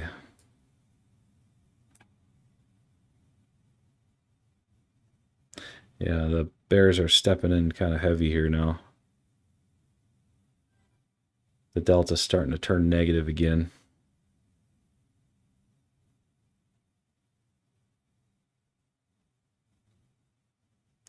We'll see if it can pull out of it. We got about 18 seconds.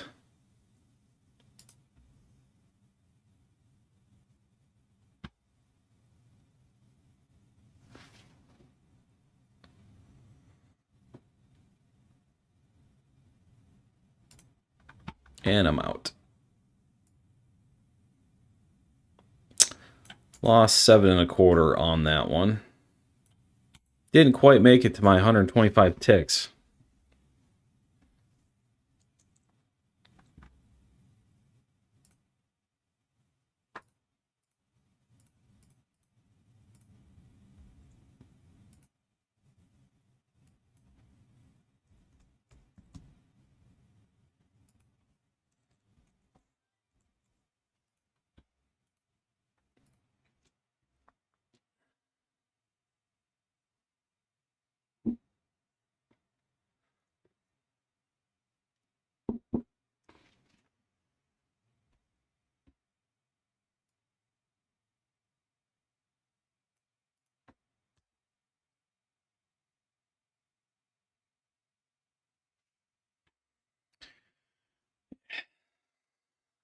We are very bearish here. I'm tempted to just go ahead and take the long, and or I'm sorry, the short on the 8. I'm going to give that a shot. I am now short. But if we start chopping the 8, we're back above it. I got to pull the plug again. 682.75 is where I'm in.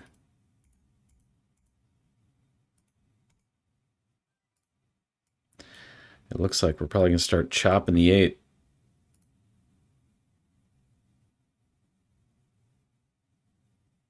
Yep.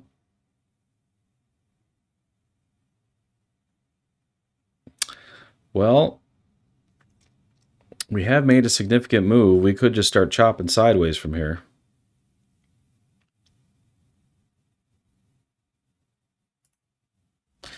Yep. Lost 2 in a row, chopping the 8, man. That sucks. 11.5 on that one.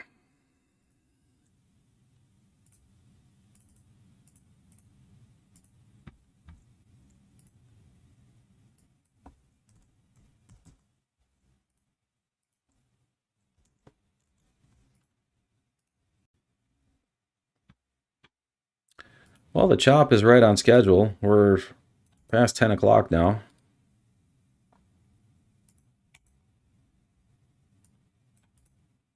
Looks like she does want to turn after all, huh?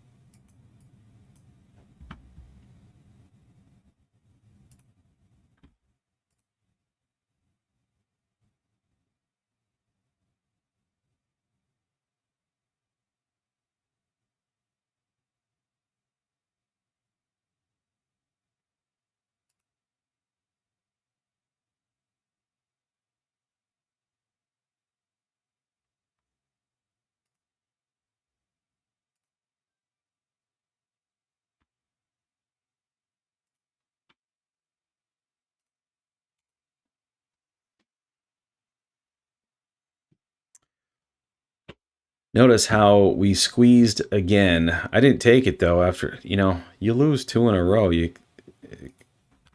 It's hard to take the third one. But that's the long setup right there. This is we still have, so again, cumulative delta was right. We got the positive slope on the delta. The delta was positive when this ticked up here above that delta. The delta's closing in on the confirmation line. Like, this is the area right here where the delta is close to that confirmation line near that lower power zone. That is your area to go long. And the opposite's true, like over here. This is your area. This whole area here is where you should be looking for shorts. And sure enough, oops. You see how that played out? It was a grind down, but it eventually rolled over.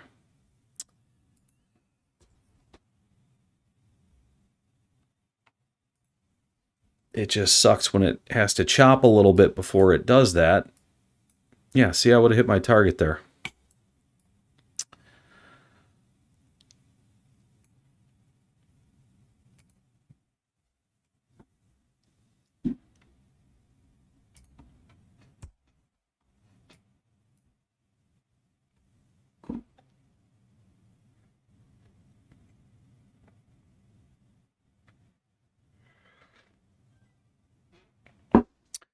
So I tried going for the short here, thinking maybe, the 5 still looked pretty strong, bearish to the downside. But sometimes you just got to stop and remind yourself, like, going short in this area is risky. That's where you need to look for the longs.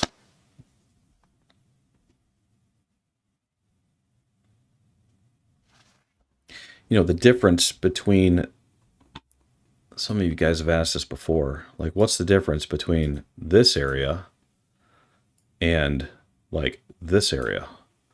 Well, the difference is over here,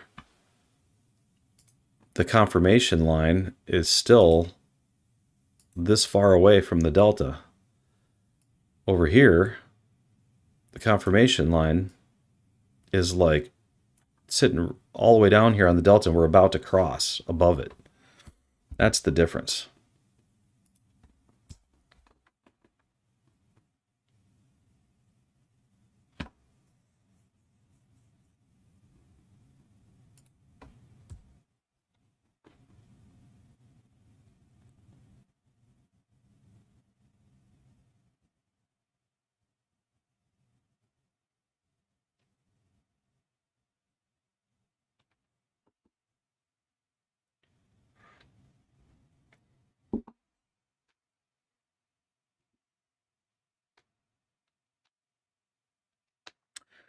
All right, starting to get a tick down from that upper power zone.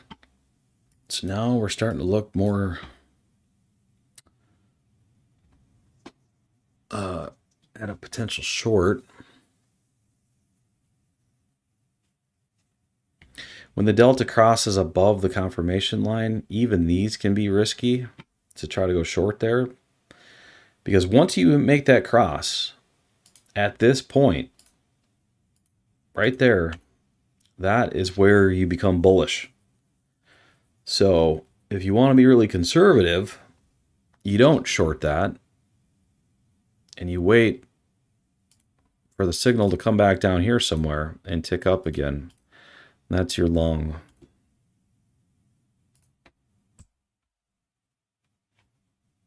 However, if you want to be more aggressive, that is the short setup right there. That tick down from that upper power zone.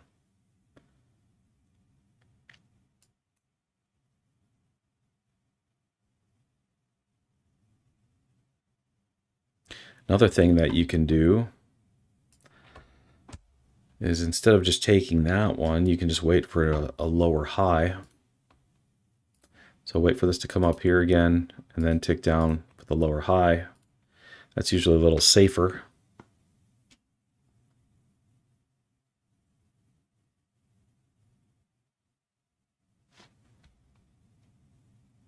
The only thing you risk by not taking this is you might miss the trade if it is going to make another move down.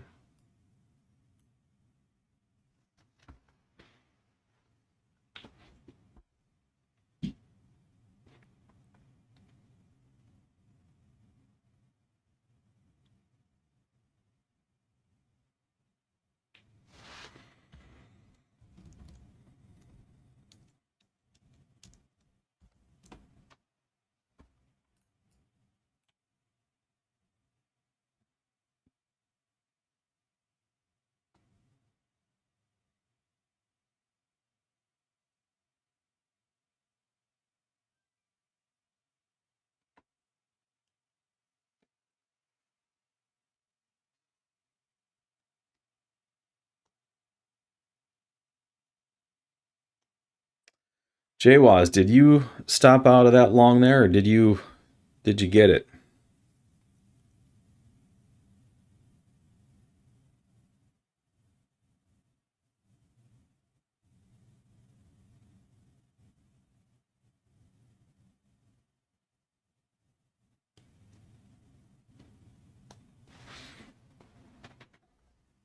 I kind of screwed myself up there. I should have just stuck with the long side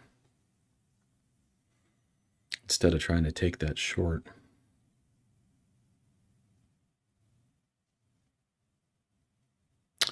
Okay, so far, that tick down from that upper power zone was looks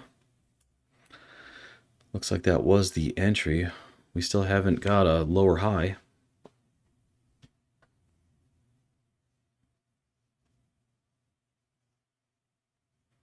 Well, it still might put one in here. We'll see.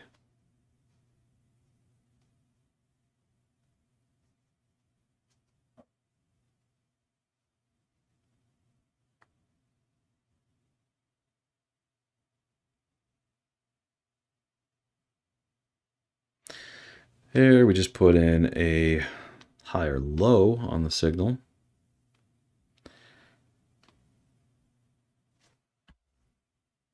So if it puts in a lower high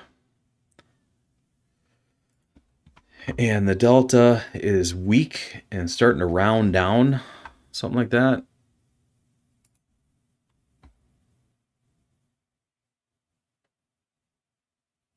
that's potentially our short there.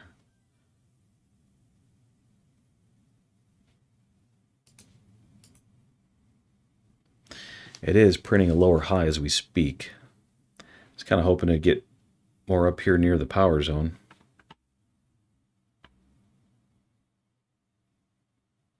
The delta is tapering negative, so I think I might give this a shot.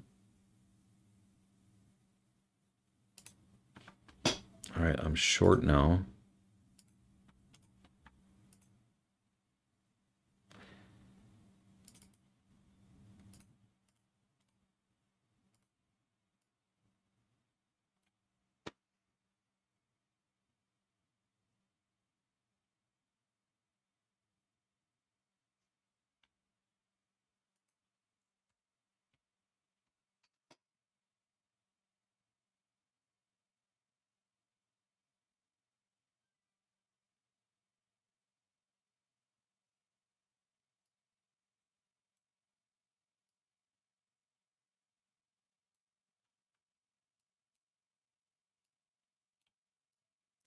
Since we are in an overall downtrend, I'm going to target lower here.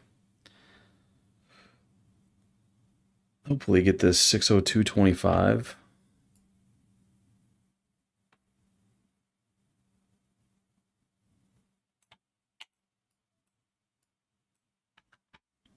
I'm just assuming that we're going to come down and take out this low. However, if we start to double bottom here, then I'm going to rethink that.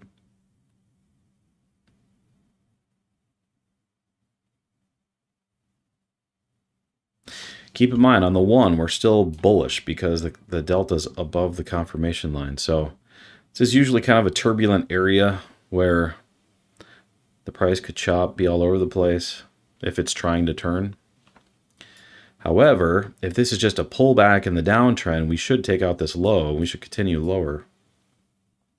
So I'm going to side on that side of the fence for now until it proves otherwise.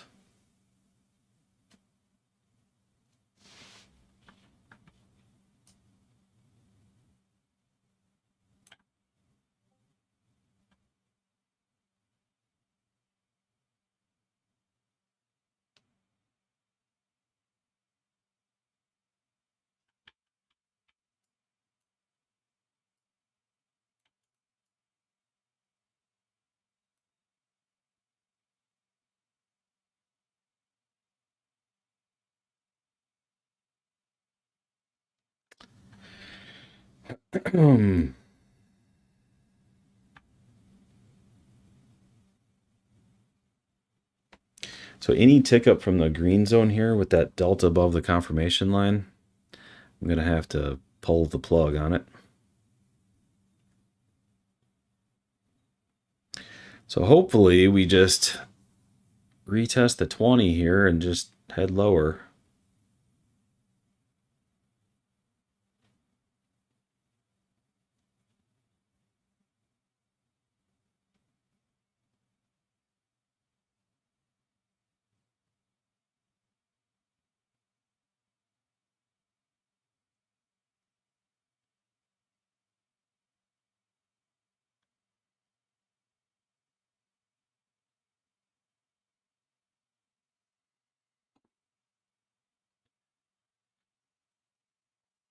I also just retested the 8 there.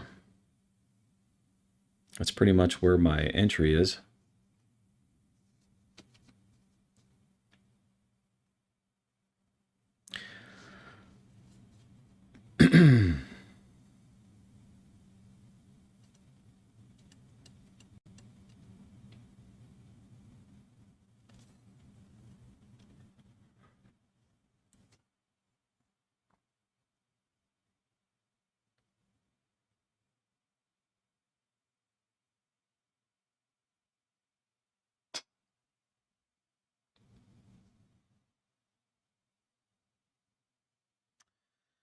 I was kind of hoping it wouldn't do that. Like I said, we were technically bullish here. So the bulls could easily step in and try to make this double bottom here.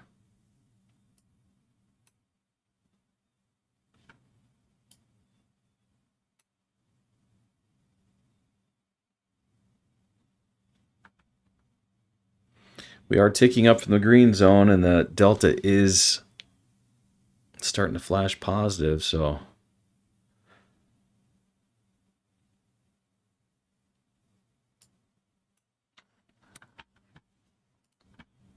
I am out of that one.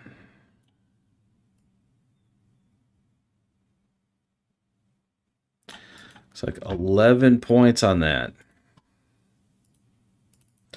Well, my profits today are dwindling, guys. 175.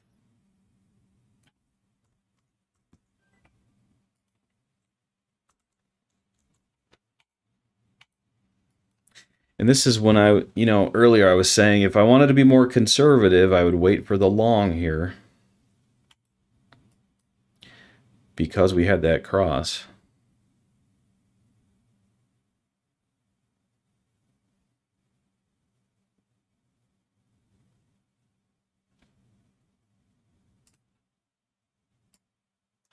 Well, that's kind of sucky. We got our 2 chop boxes already. I don't know. Might be time to hang it up.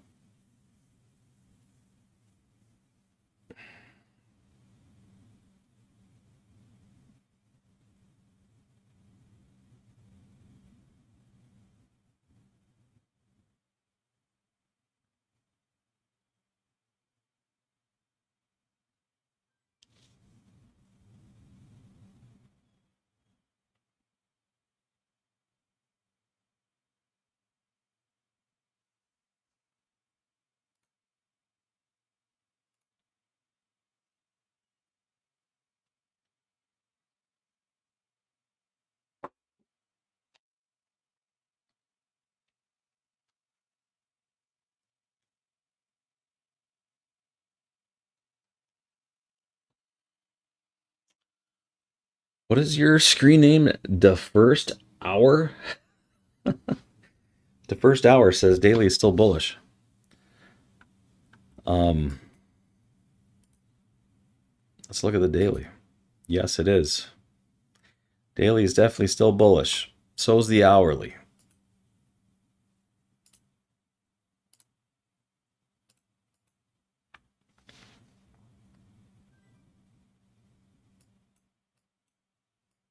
Does appear we're making a bit of a W here. So yeah, instead of trying to go short in this area, I should have went long here on this delta squeeze setup.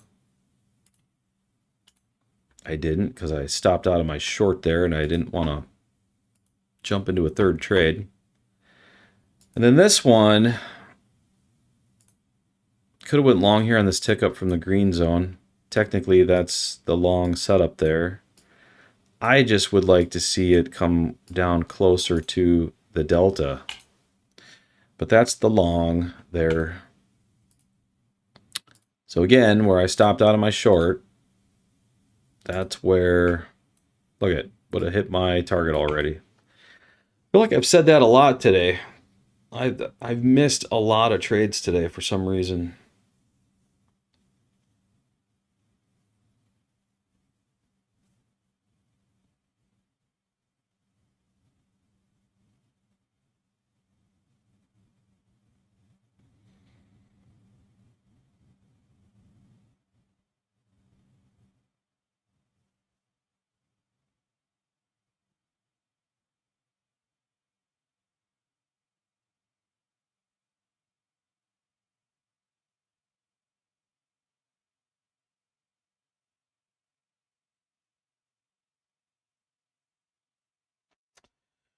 That's all right, though. There will be more.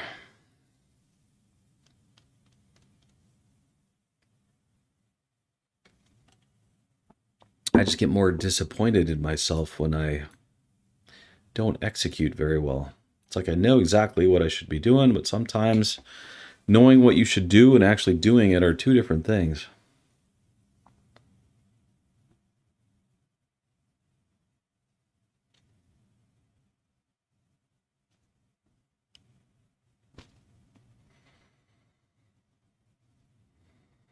Law Hong Ting says divergence now.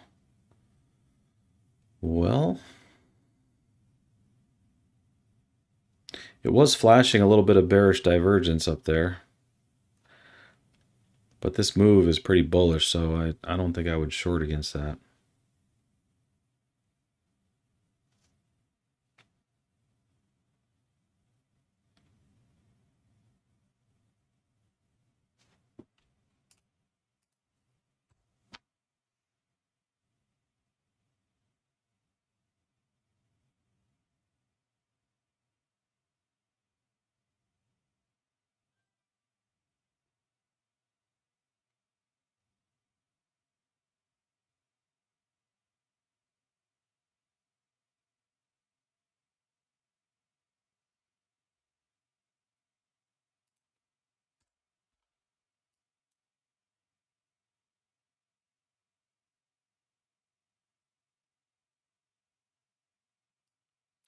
Yeah, we got the VWAP up here at 786.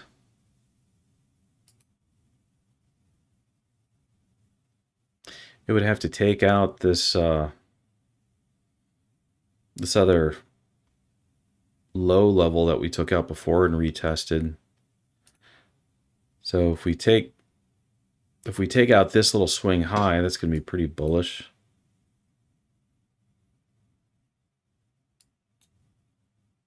We'll see if we can make it that high.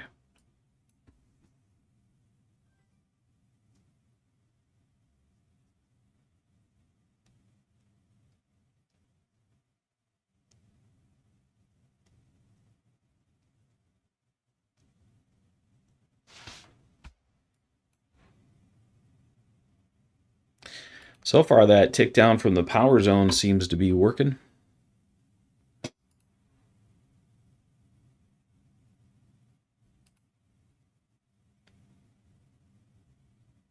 Delta's going negative again. There was, as he mentioned, some bearish divergence here. Looks like that one might actually hit too. Leaving a lot of stuff on the table today.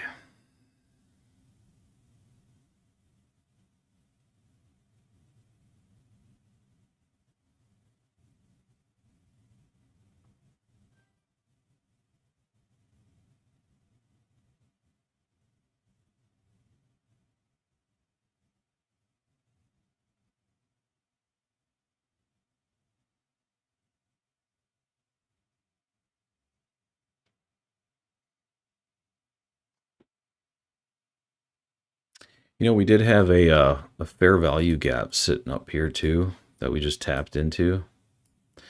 See that right there? Came right up to it, kissed it, and that's where it rejected.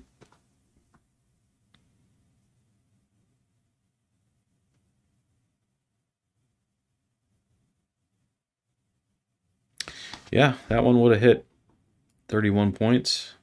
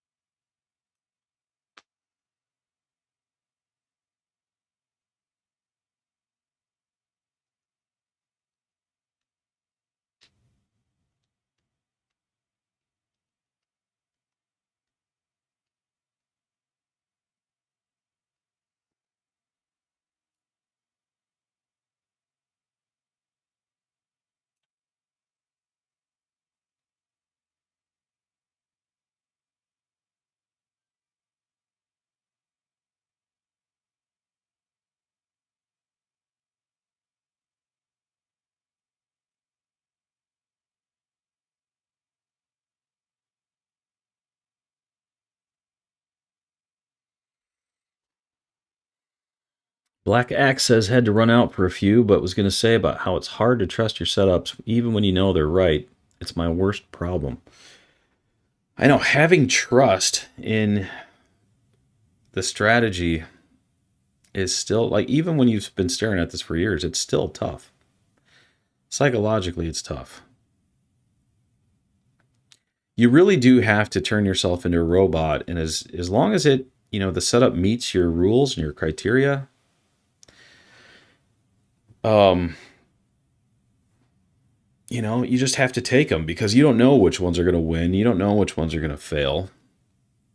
There's going to be failures. That's all part of trading.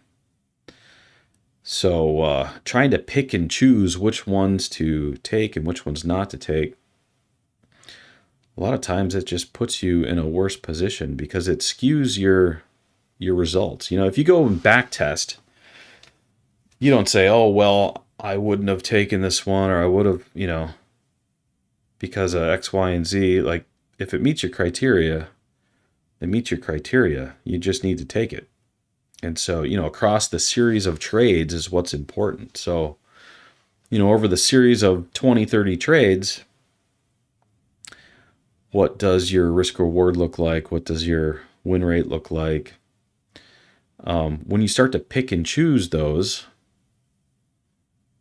you screw up all of the statistics.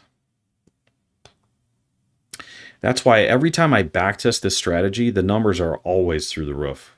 And that's taking every single trade objectively, according to the rules that are in the playbook.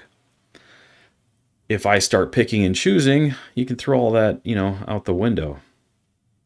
So that's something I still have to get better at myself. It's like I know exactly what I need to do, but trusting the indicator is could still be challenging, I mean, if I would have taken every one of these setups today, I would be just killing it right now. There's so much opportunity I left on the table.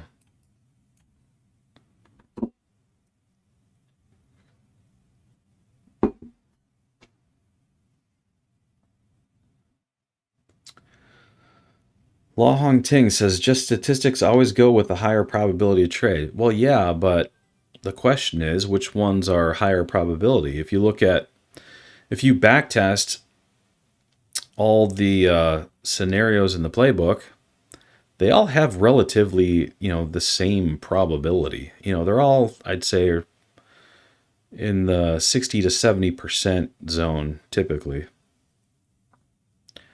So,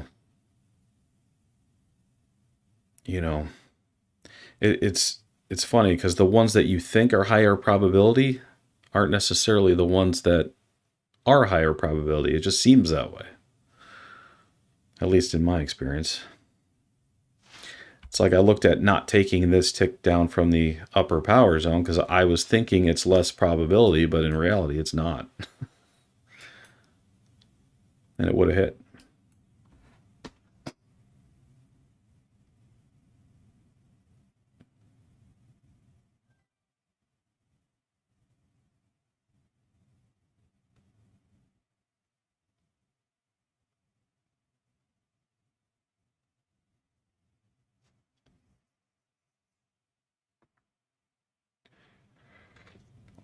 That's the thing about trading is there's always room for improvement. The day where I can trade a perfect day, I don't think that's probably ever going to happen. And what I mean by a perfect day, I mean like, take every setup that's in the playbook, trade it perfectly, like to the candle close. If it objectively meets all your rules, like recognize the setup, execute flawlessly, enter when you're supposed to enter, exit when you're supposed to exit.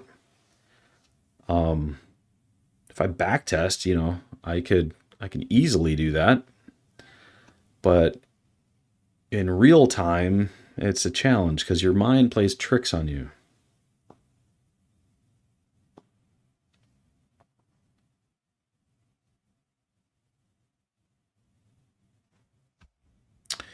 Okay. do we have a trade here?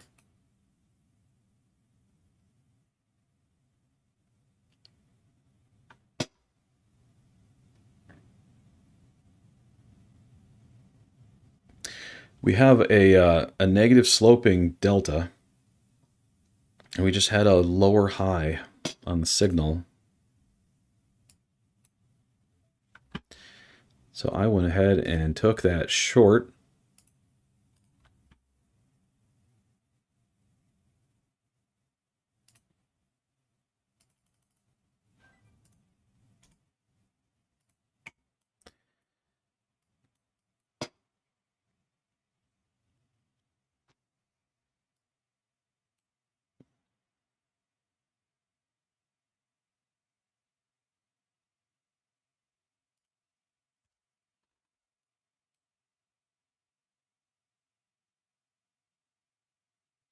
Five minutes ticking down. Like I said, we have this negative sloping delta. That lower high tick down. Delta's still above that confirmation line, so it's kind of, you know, again, this is kind of a turbulent area. It could kind of chop in here, go either way. It's a little risky.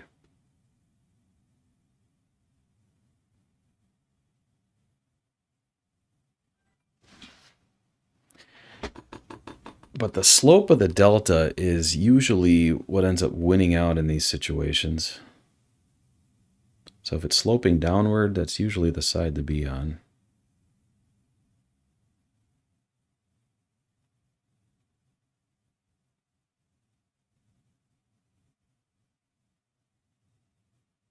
However, it's not looking good at the moment.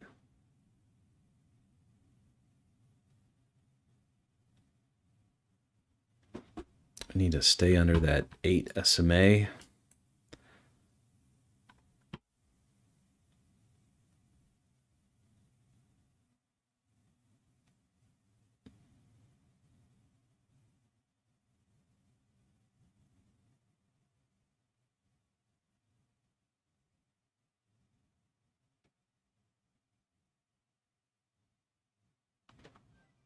If we tick up here in this green zone, that invalidates that. And it's flashing a tick up right now. Hopefully she pushes back down.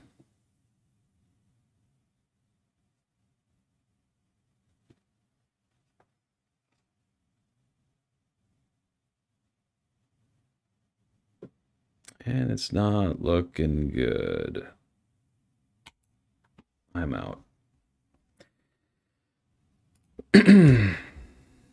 More chop, guys. See that thin spotty delta? That's dangerous territory. That I can tell you, like that, those are lower probability setups. When the delta is thin, it doesn't have high conviction either way. That's where you're going to see all your chop. And that is a good time to walk away. Wow, that one was, lost 1650 on that one.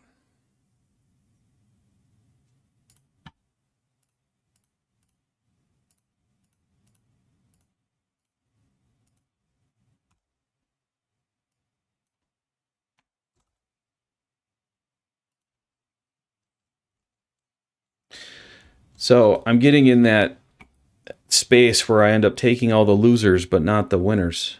You got to take the winners too for your stats to play out right. You know?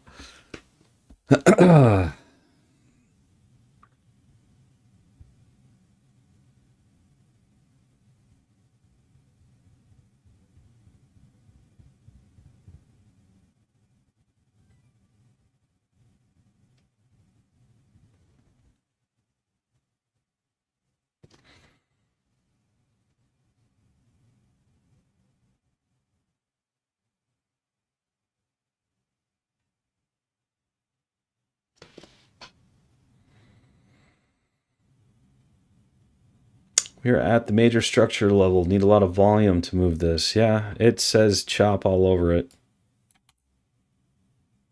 so far.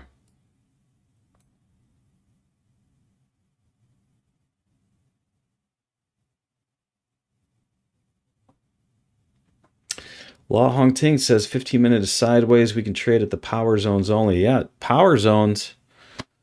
You know, when you're chopping or ranging sideways, power zones are what we need to focus on for sure.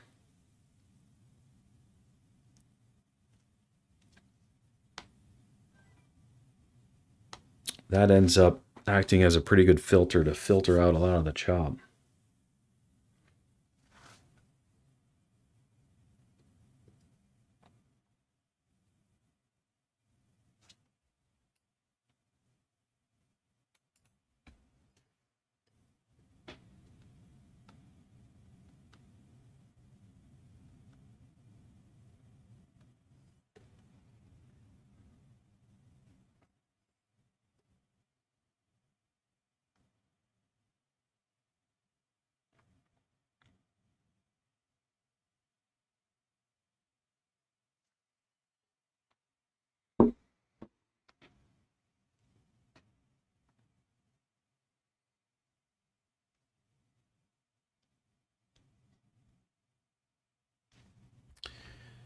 You know, that negative sloping delta still seems to be winning out here.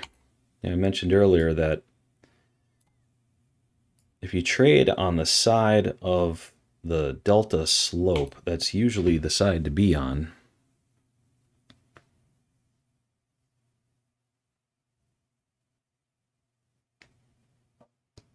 And so far that is holding true. So see, I was short there, ended up losing that trade, but it continues that direction anyway.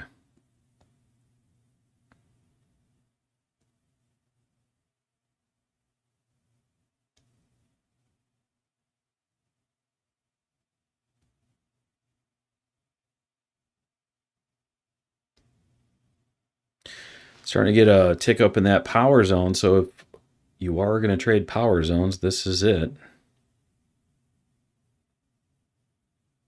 Delta is also flashing positive here.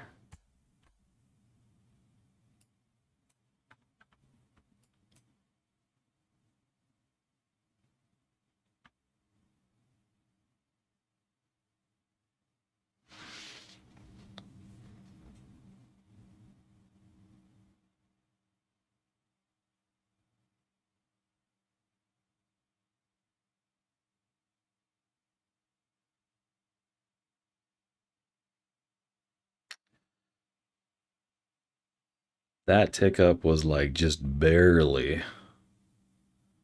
I'm going to ignore that one.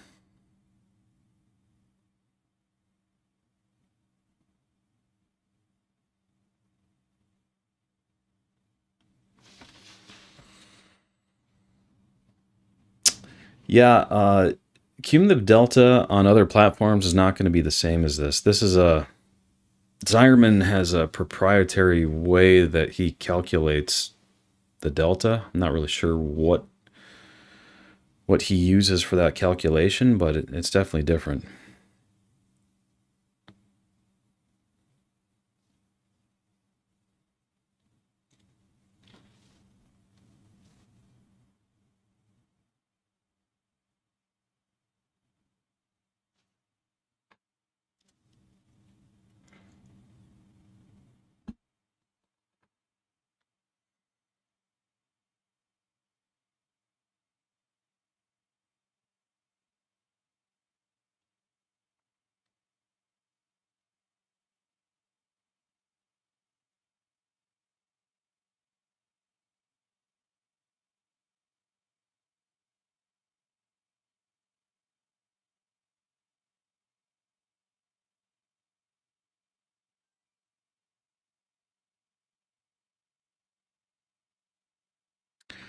Starting to get a second little tick up there in the power zone.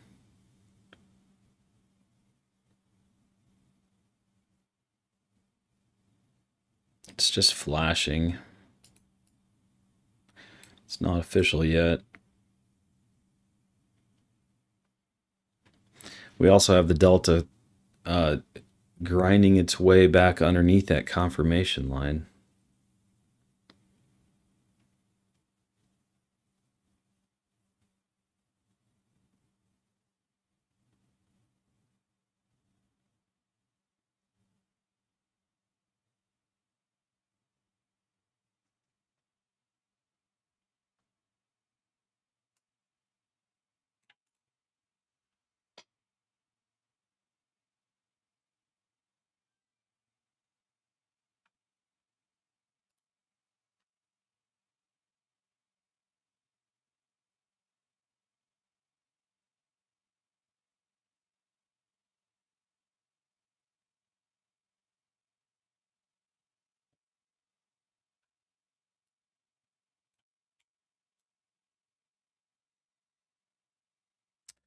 Well, there's nothing worse about being right in the direction and still losing the trade.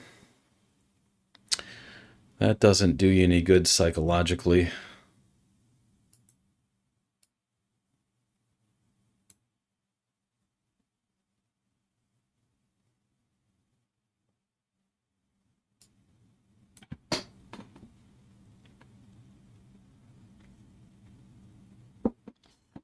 I would rather just be completely wrong than have it do that.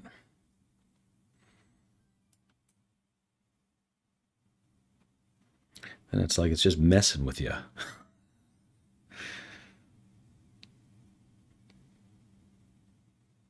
All right, we're back on that pivot. We are ticking up from that lower power zone. I'm going to go ahead and give this a shot. I think. Not 100% convinced yet. No, I didn't do it.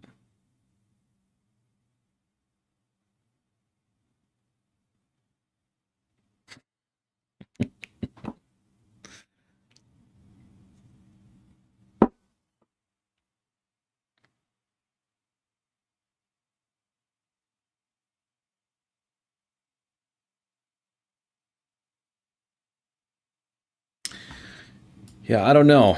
The way that this is kind of grinding, see, this is me overthinking again. Like, if I'm just trying to be objective, I would have taken that entry long right here.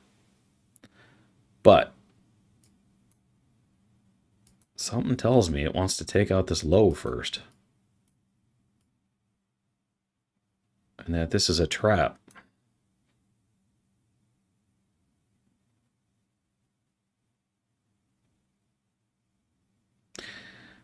But again, I'm probably just overthinking it. The entry is supposed to be right there.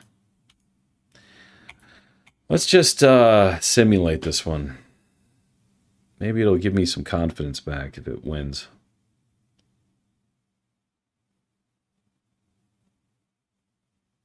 Yep, there we go.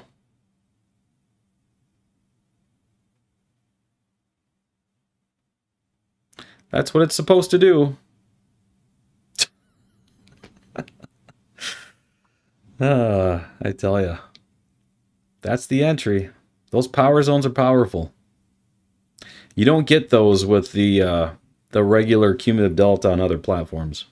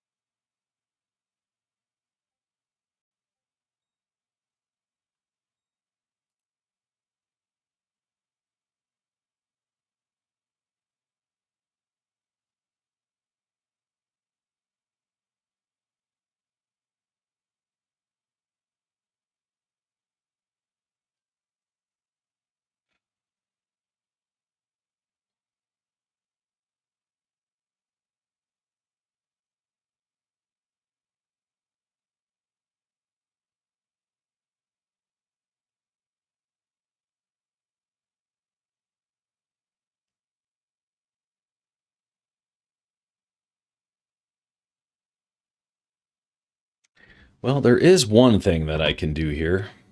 We did close above the 8. I could put a limit order on the 8 for a long. Maybe I'll do that.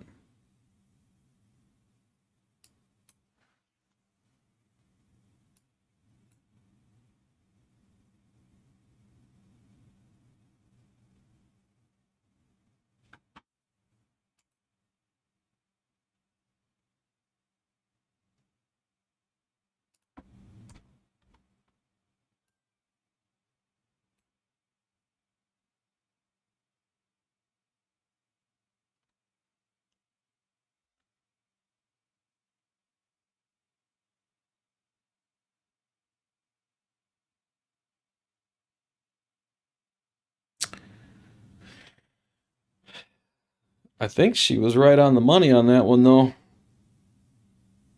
Myself got in the way of that.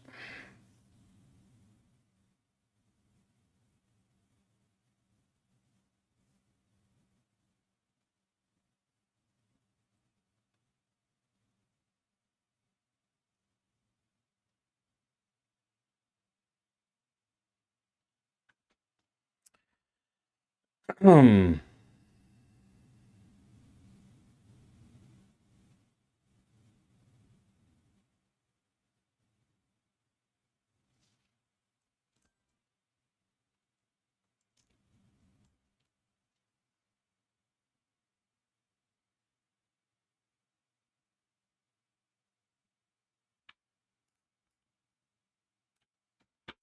If we go back and just get rid of these circles here. Actually, I'll just reuse this circle. Tick down from the power zone. You know, the other day, this is all I was trading was just power zones. Power zones work awesome. If that's all you're doing. This almost hit 30 points and then came back to break even. So that could have been a winner depending on where your target was. This one, tick down from the power zone. This one's beautiful. If you take it to that first tick up in that lower power zone there, it's 42 points. That one was that barely made it though. So like if you waited for one that was a little clearer, which would be the second one here, that would have been 60 points. Just those two trades together would have been 100 points. Or wait, yeah. Well, almost. Not quite. My math's not right.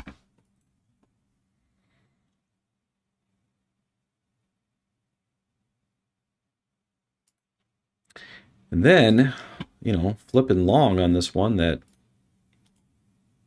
should have taken. That's almost a 31 points here.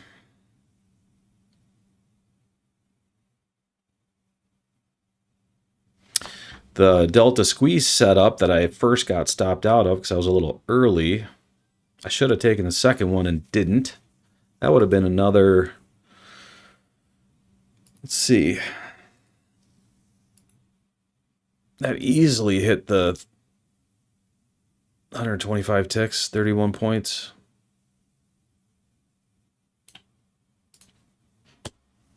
I mean, I should have been cleaning it up here.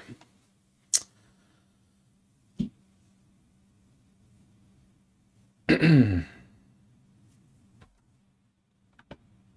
ahead and cancel that order now. I think the train left without me.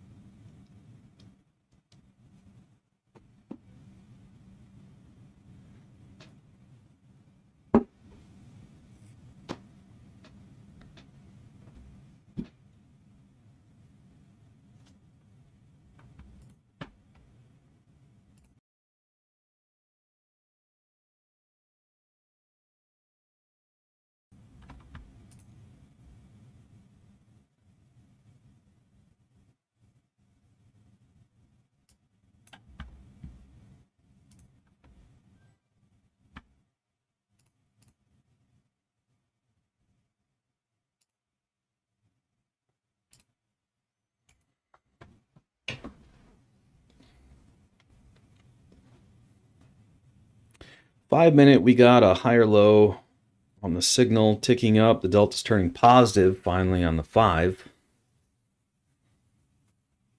Still more in bearish territory on the 5 though.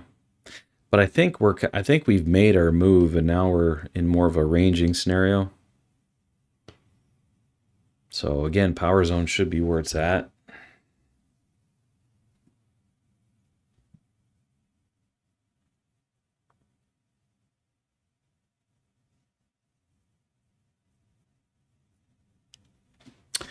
Hey, just so you guys know, some guys in the Zeiierman group were asking me to do a live showing how I automate my crypto trades using the Cumulative Delta.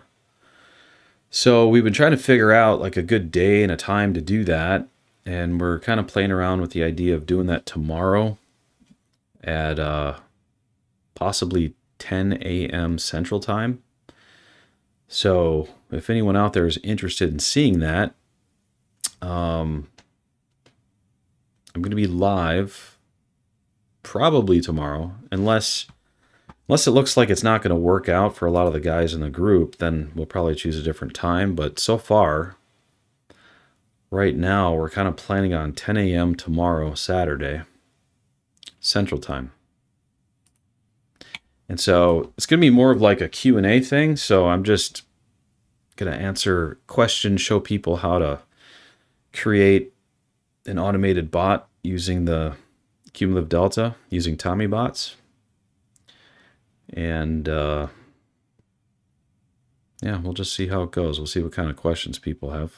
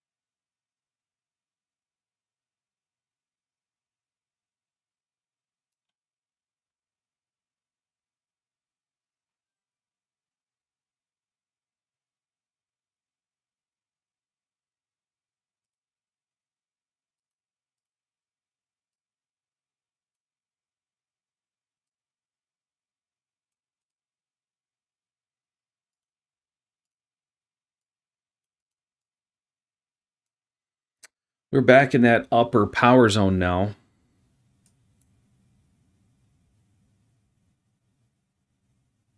We did just get a tick down there.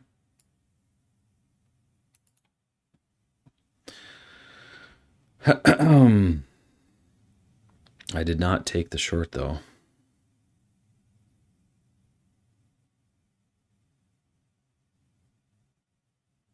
This is still looking pretty bullish to me with the, if you look at the confirmation line, we have an overall positive slope to it. So I would rather take the lower power zones than the upper power zones, but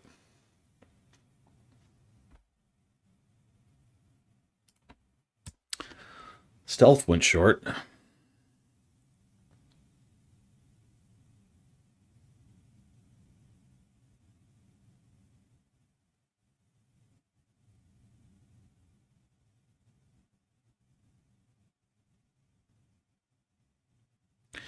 Looks like the market is trying to make you pay on this one.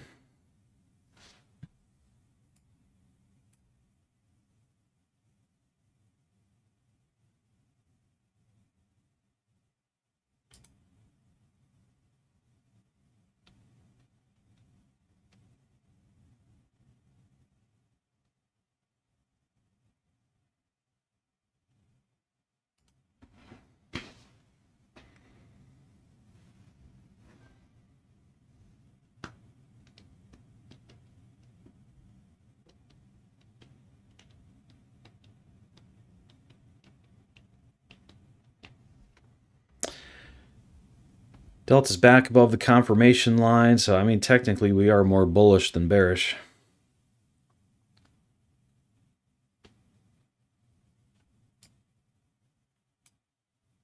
Just a matter of getting that timing down.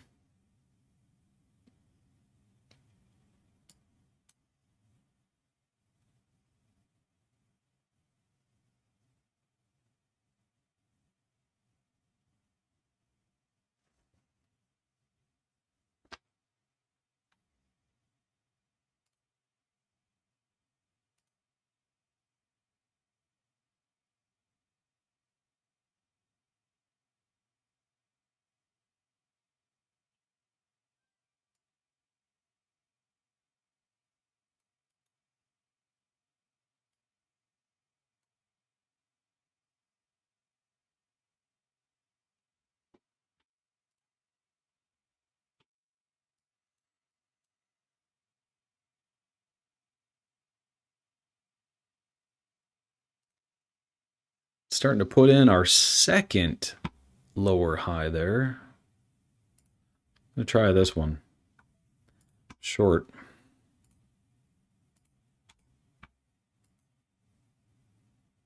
$733.25 is where I'm short from.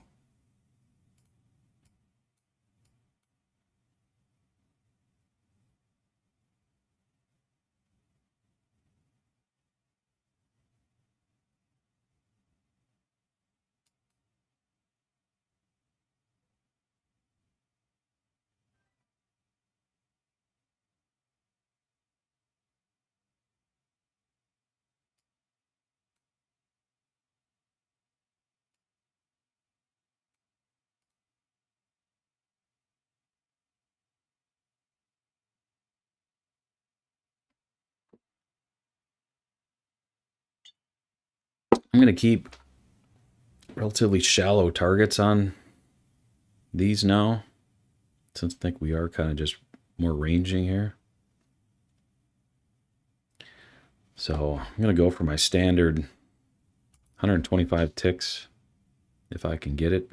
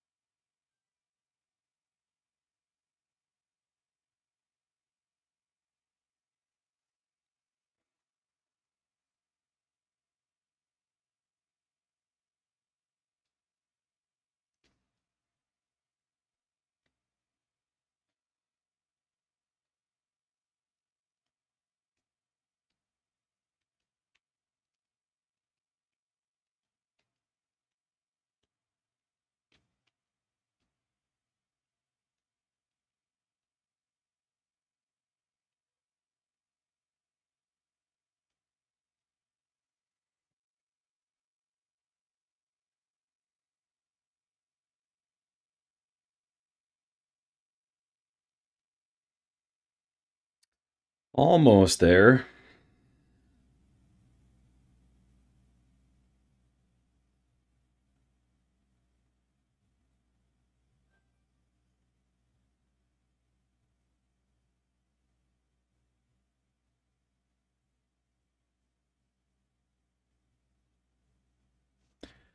Let's go ahead and move to break even.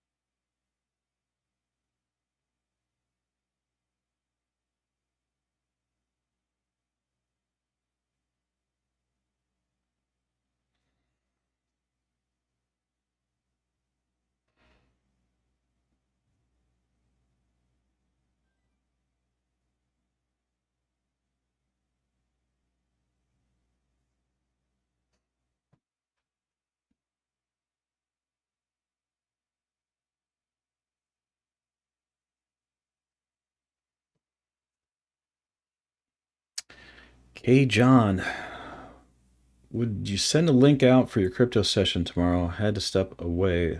I was talking about it.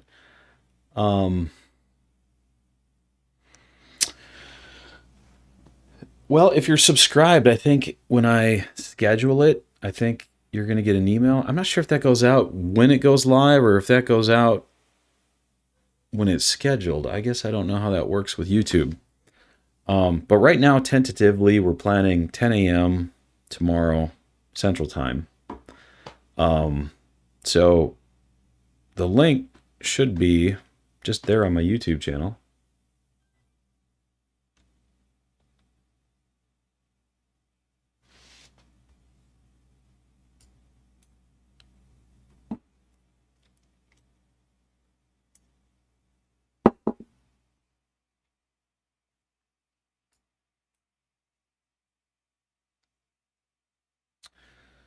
Stealth, nice 20-point winner. Nice job on that. I'm still in this short. I haven't technically got a tick up to get me out of here. The delta is still super thin and spotty, choppy, nasty. But I'm going to try to hold out for my 31 points here. If I can get it.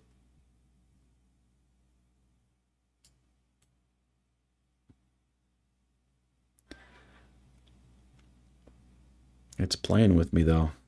Looks like it wants to take me out at my break even.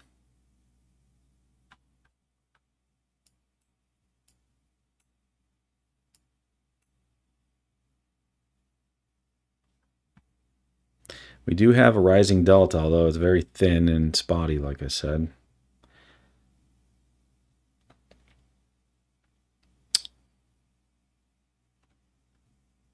We did get a tick up, but it was in that red power zone, or not power zone, but the red zone. So I want to see a lower high on the signal and push that sucker back down.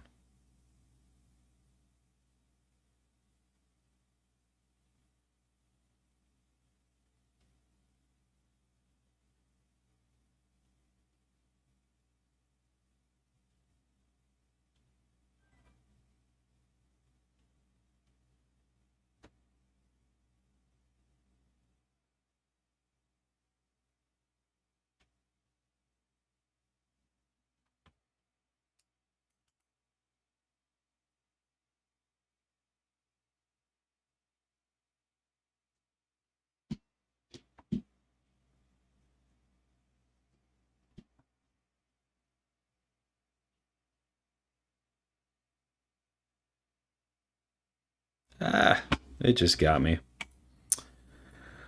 That sucks. That was what?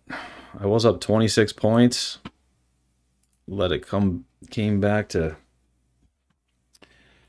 hit my break even. You know, I don't like to let a winner turn into a break even or a loser, but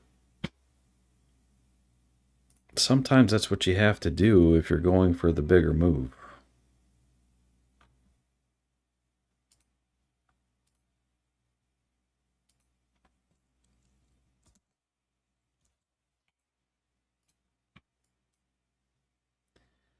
Now it'll come back down, won't you? Silly market.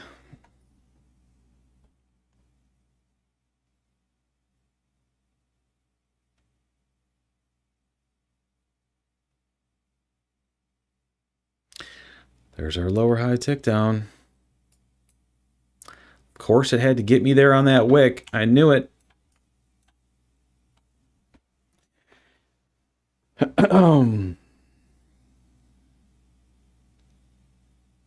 That's when I hate break evens. I feel like they hurt me more than they help me.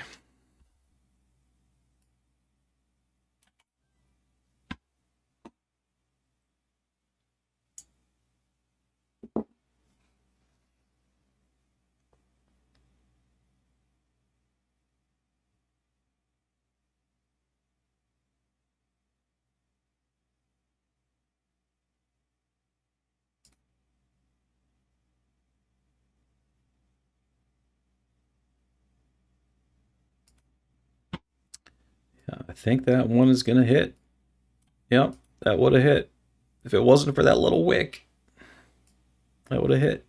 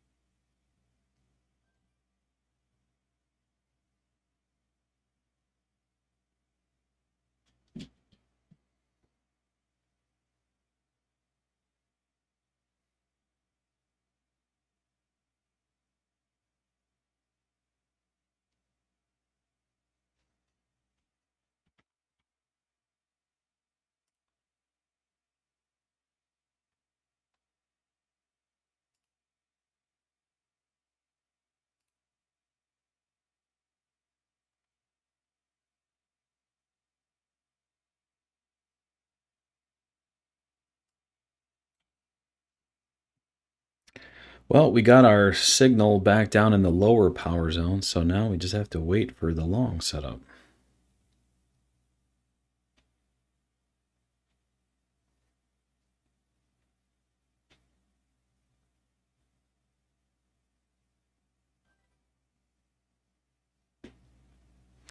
Yeah, moving to the previous pivot instead of break even definitely would help me there. That's something I still kind of struggle with. There's, like when I backtest, I never move my stop to break even. It either stops me out where it's supposed to or it wins. And those numbers are always better than my live numbers. But for whatever reason, I still move my stop to break even. I don't know why I do that. I tell my dad that all the time. I always tell him that I have to stop moving my stop to break even. But he's a believer in the break even stop, so I think that's probably why I do it. I don't know. I mean, obviously, there's times where it does help you. I just feel like it hurts me more than it helps me.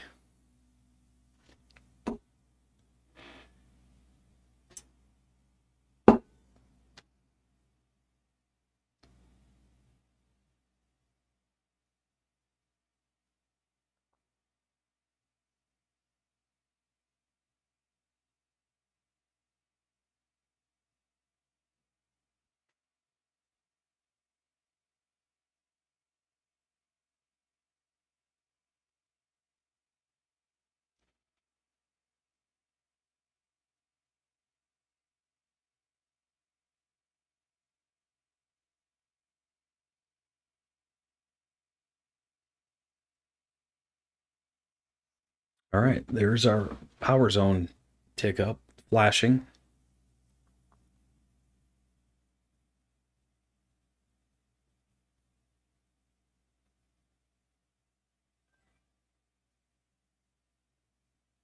The 5-minute is actually flashing a tick down.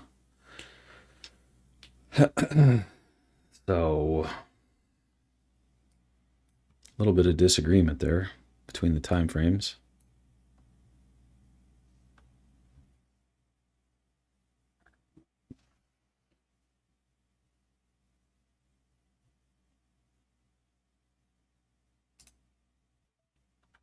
All right, I ended up taking the long there.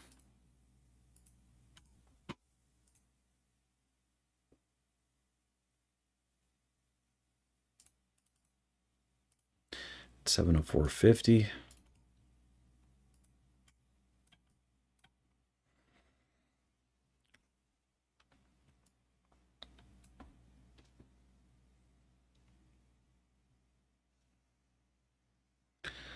Looks like a 5-minute bear flag, no? Well, I don't know. Let's check it out. Yeah, I'd say on a higher time frame, it does kind of look like that.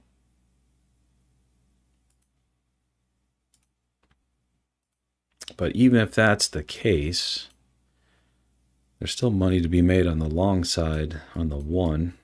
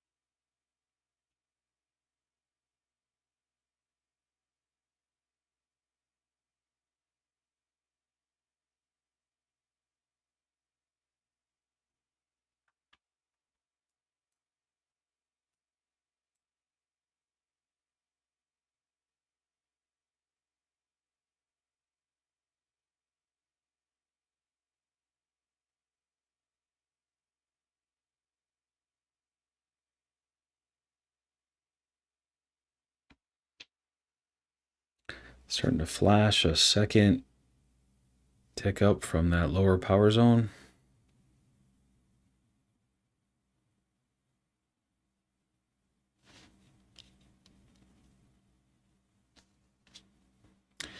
Just flashing though. What we got going against us is this negative sloping delta. And that tick down on the 5-minute. That's pointing down as well.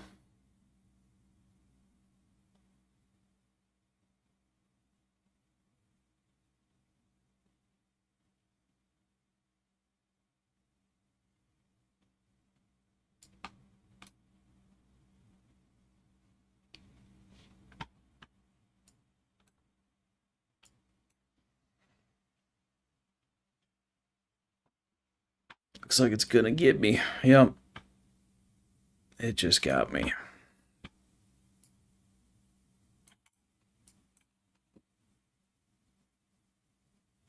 That delta's gaining momentum. Those candles are getting thicker now.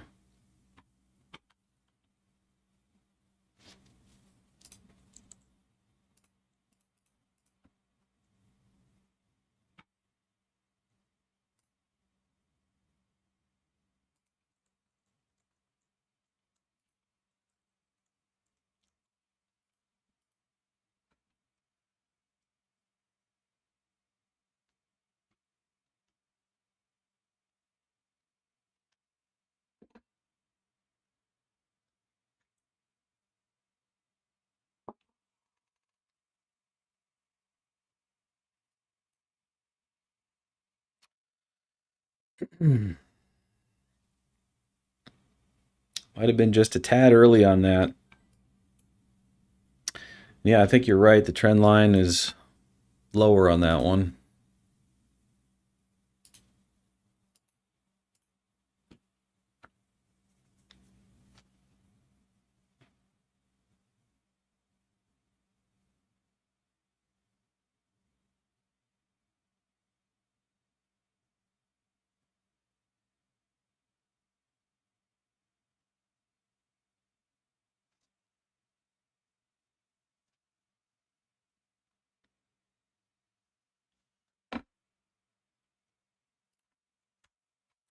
Well, the 5-minute so far has been playing out a little bit nicer. We got that tick down. Then we got this tick down from the power zone at 11:27.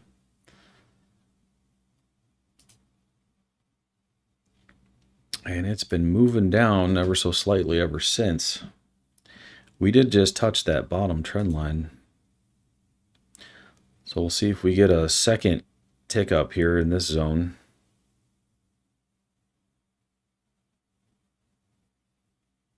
However, the 15 and the 5 are still pointed down, so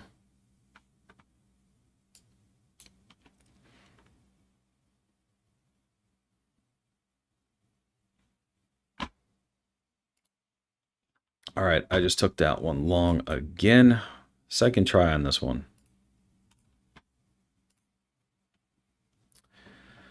And at 691.75.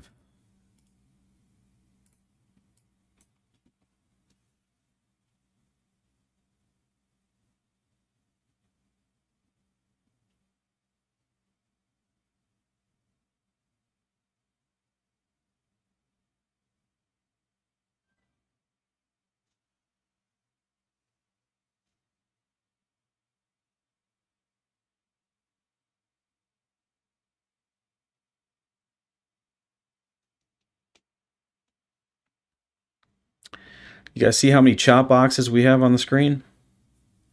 1, 2, 3, 4. I'm supposed to call it quits after 2.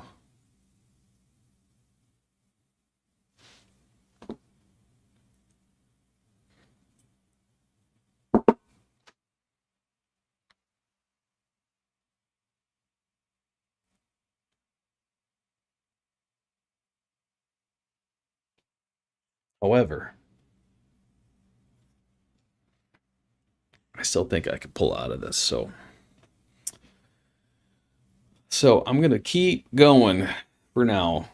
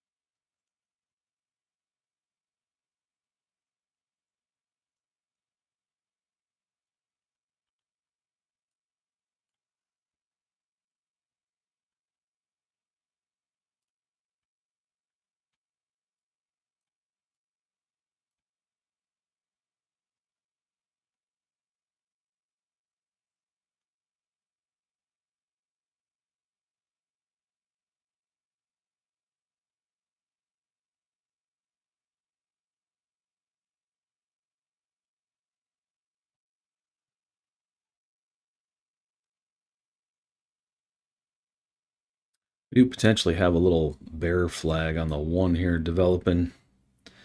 The 5-minute is still pointed down, so we got to keep that in mind too. If we tick down under this falling delta, I'm going to pull the plug.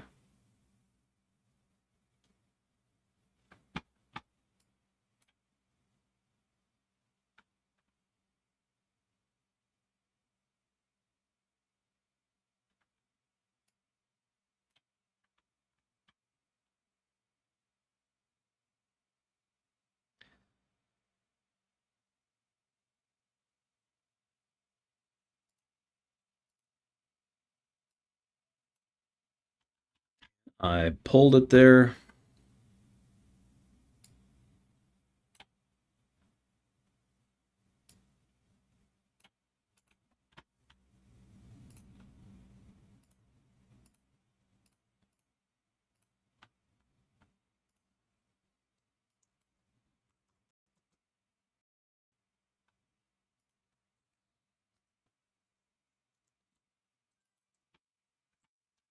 And I actually flipped short as well. So I am short from 684.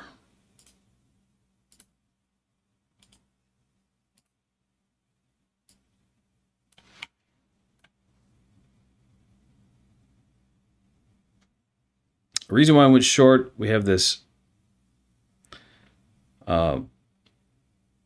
falling delta, and the delta candle actually got thicker there. So it is an impulsive breakout entry. The delta's been really thin there, so it's still a relatively high risk one, but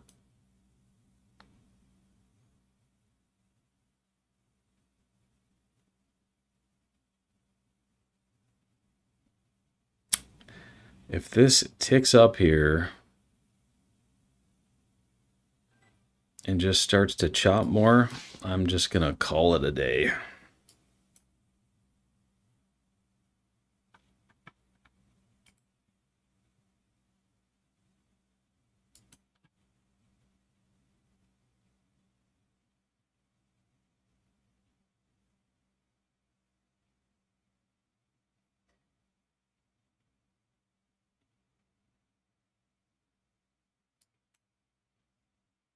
All right.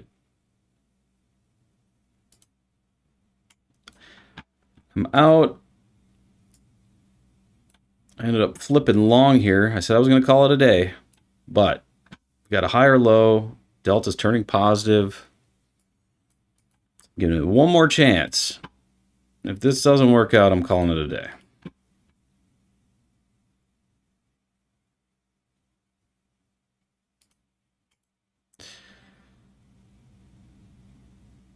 $12.75 on the last one.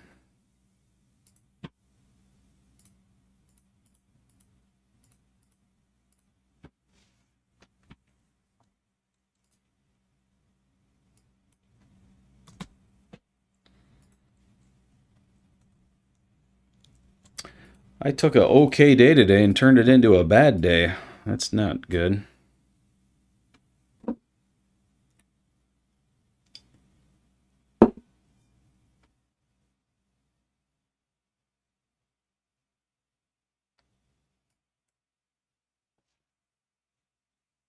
Yay. Now we got that setting back in here. So raising cane, you don't think this area is choppy, huh?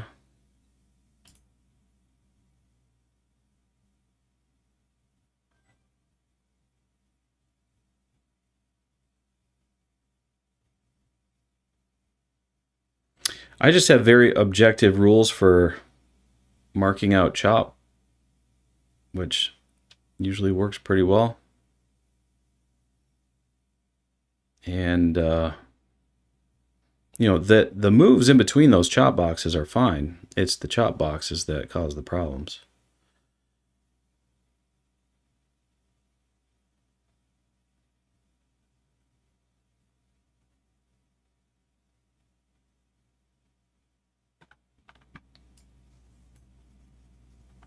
It's like right here.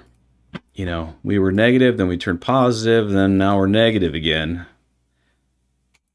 That is how I mark out chop on the cumulative delta. And if I start to see a lot of those, it's usually just better to walk away.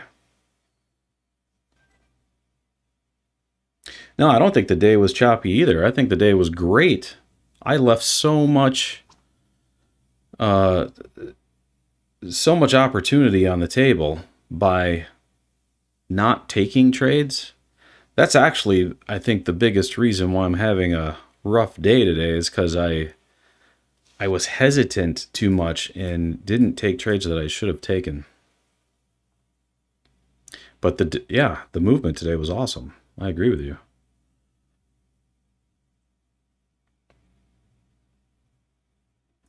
You know, after we made that really nice move down, once we made this delta crossover here and then started putting these chop boxes in, that's when we went sideways. And look at ever since we've been in this range.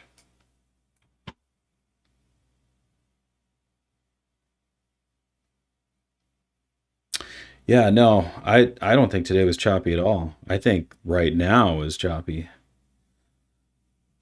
Which you know, and even this isn't really so bad with because the moves in between the chop are fine. And that's the only reason why I'm kind of hanging in here. If it was more like a consolidated chop, I would have walked away a long time ago.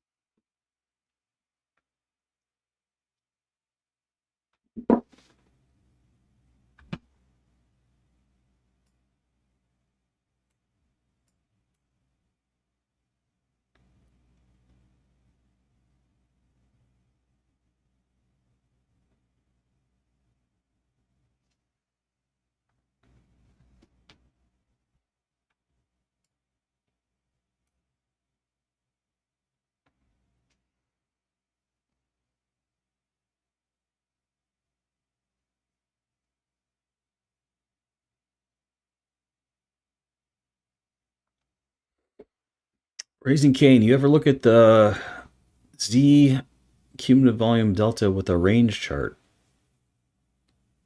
Say 20 to 20R? I can't say that I have, no.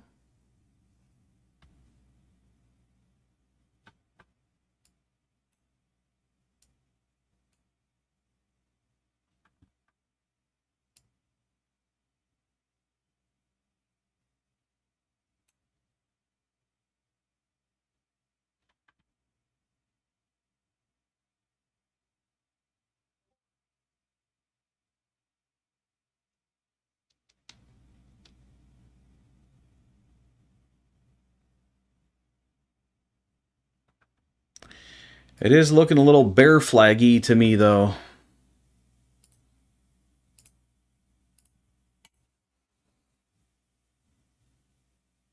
So hopefully we can pull out of that.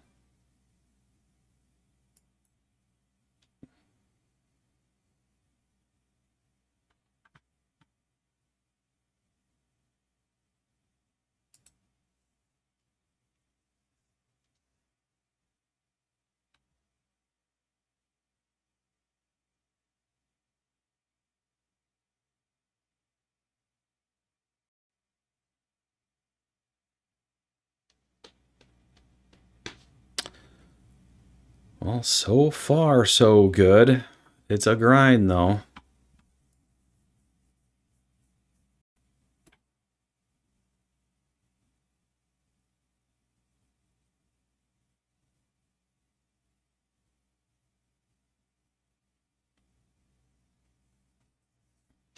$20 or $30 Zeiierman. When you say range chart, what exactly are you talking about? I guess I don't know what a range chart is. What is that?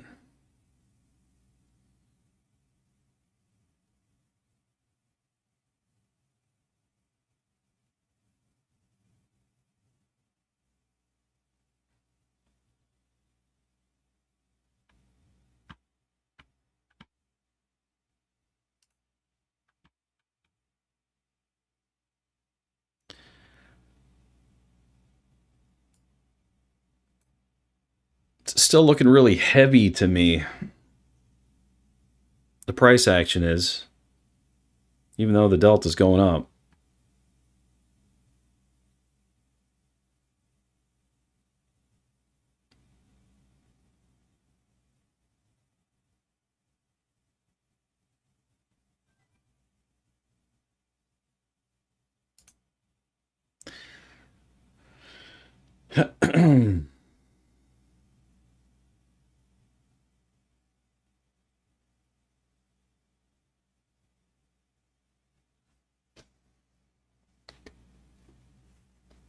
Each bar would be in ticks, so each bar is printed every 20 ticks. Oh. You know, I know what you're talking about. I've never really played around with that type of a chart, though. All right, so we have a bear flag looking setup here. We are starting to get a tick down from this red zone.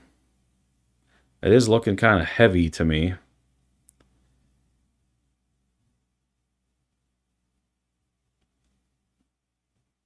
This looks like an area where, instead of just exiting, I'm probably going to flip short here.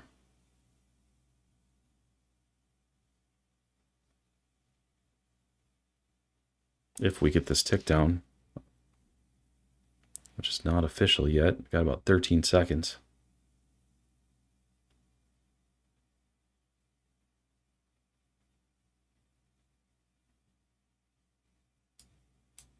All right, I just flipped. And now it's going to spin it back up at me, isn't it?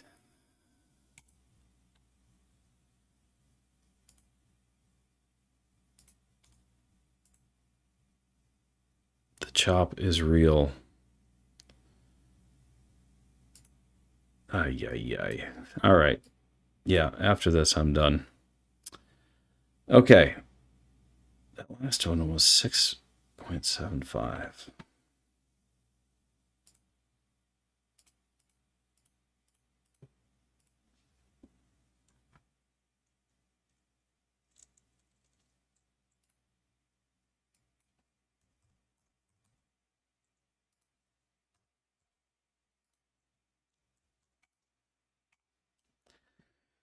The chop is real.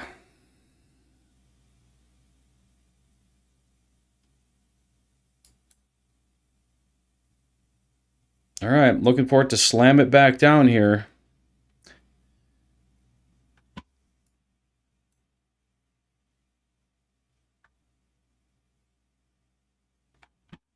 Do you see that thin, spotty, nasty looking delta?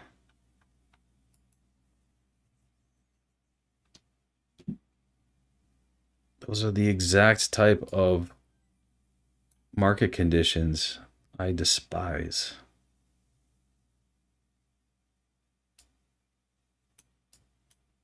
Come on, bear flag, play out. Let's go.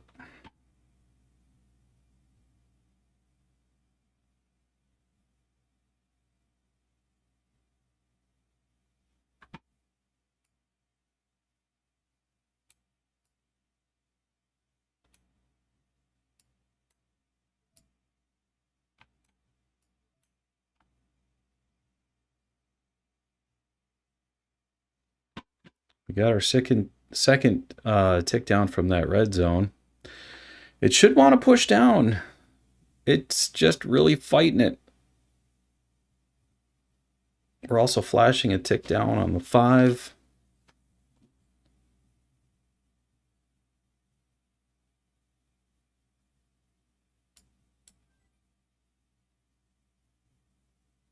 Just has to lose that footing.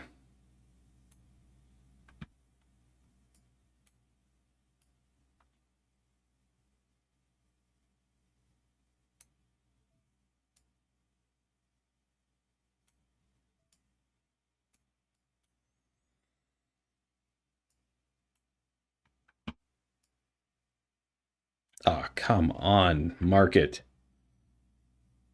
So frustrating.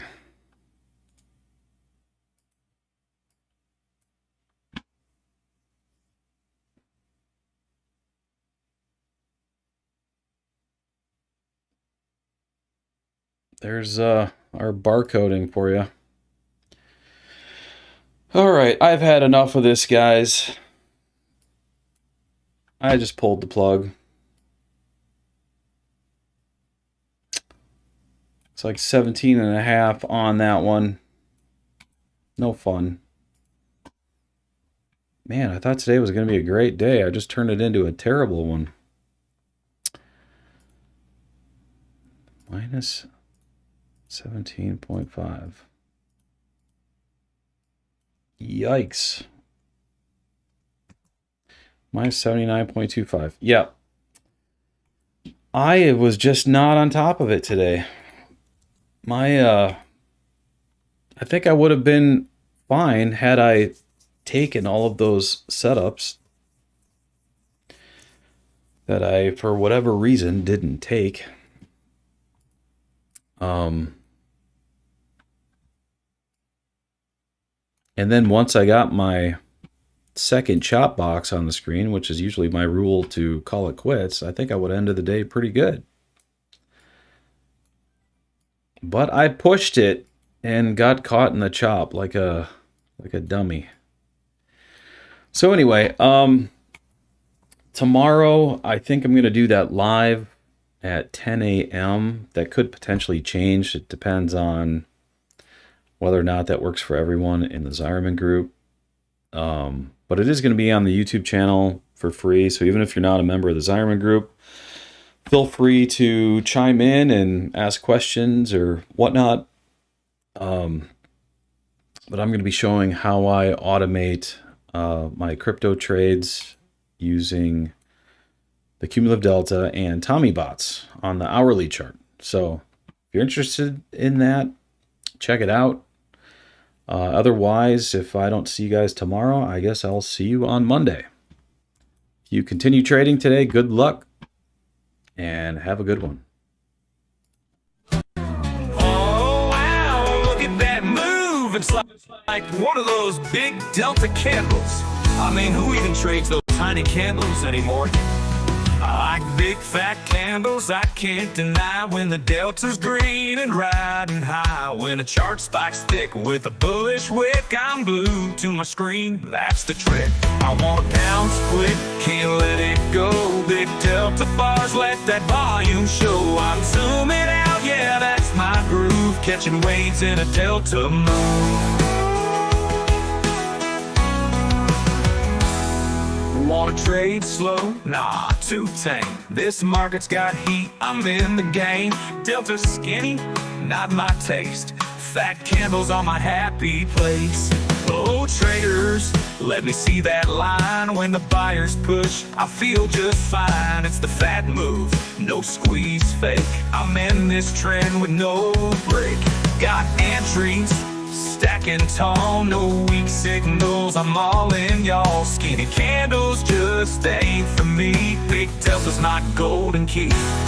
Sitting tight while volume pops. Green wave up won't make me stop. Short candles, nope, they're a bore.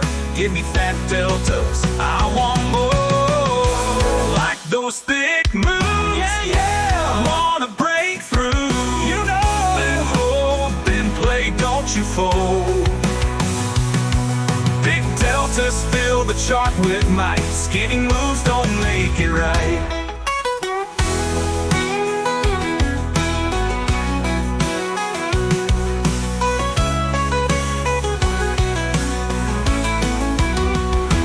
Big fat candles, can't deny. When the volume surges up so high, skinny trades can take a seat. Big fat Deltas are what I beat.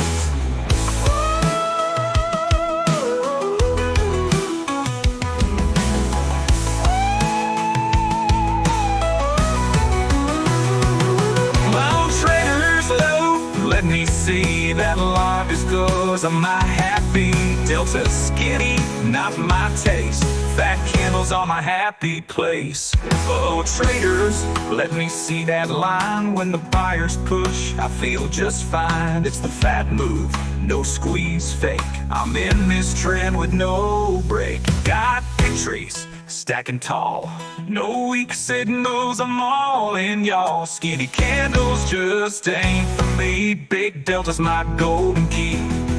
Big Delta's my golden key.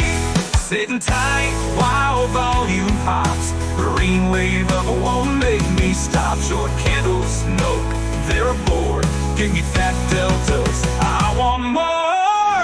Like those thick moves, yeah, yeah. Wanna break through, you know. And hold and play, don't you fold. Big Deltas fill the chart with might. Skinny moves don't make it right.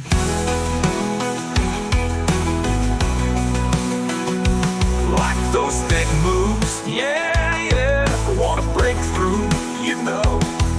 Then hold, then play, don't you fold. Big Deltas fill the chart with might.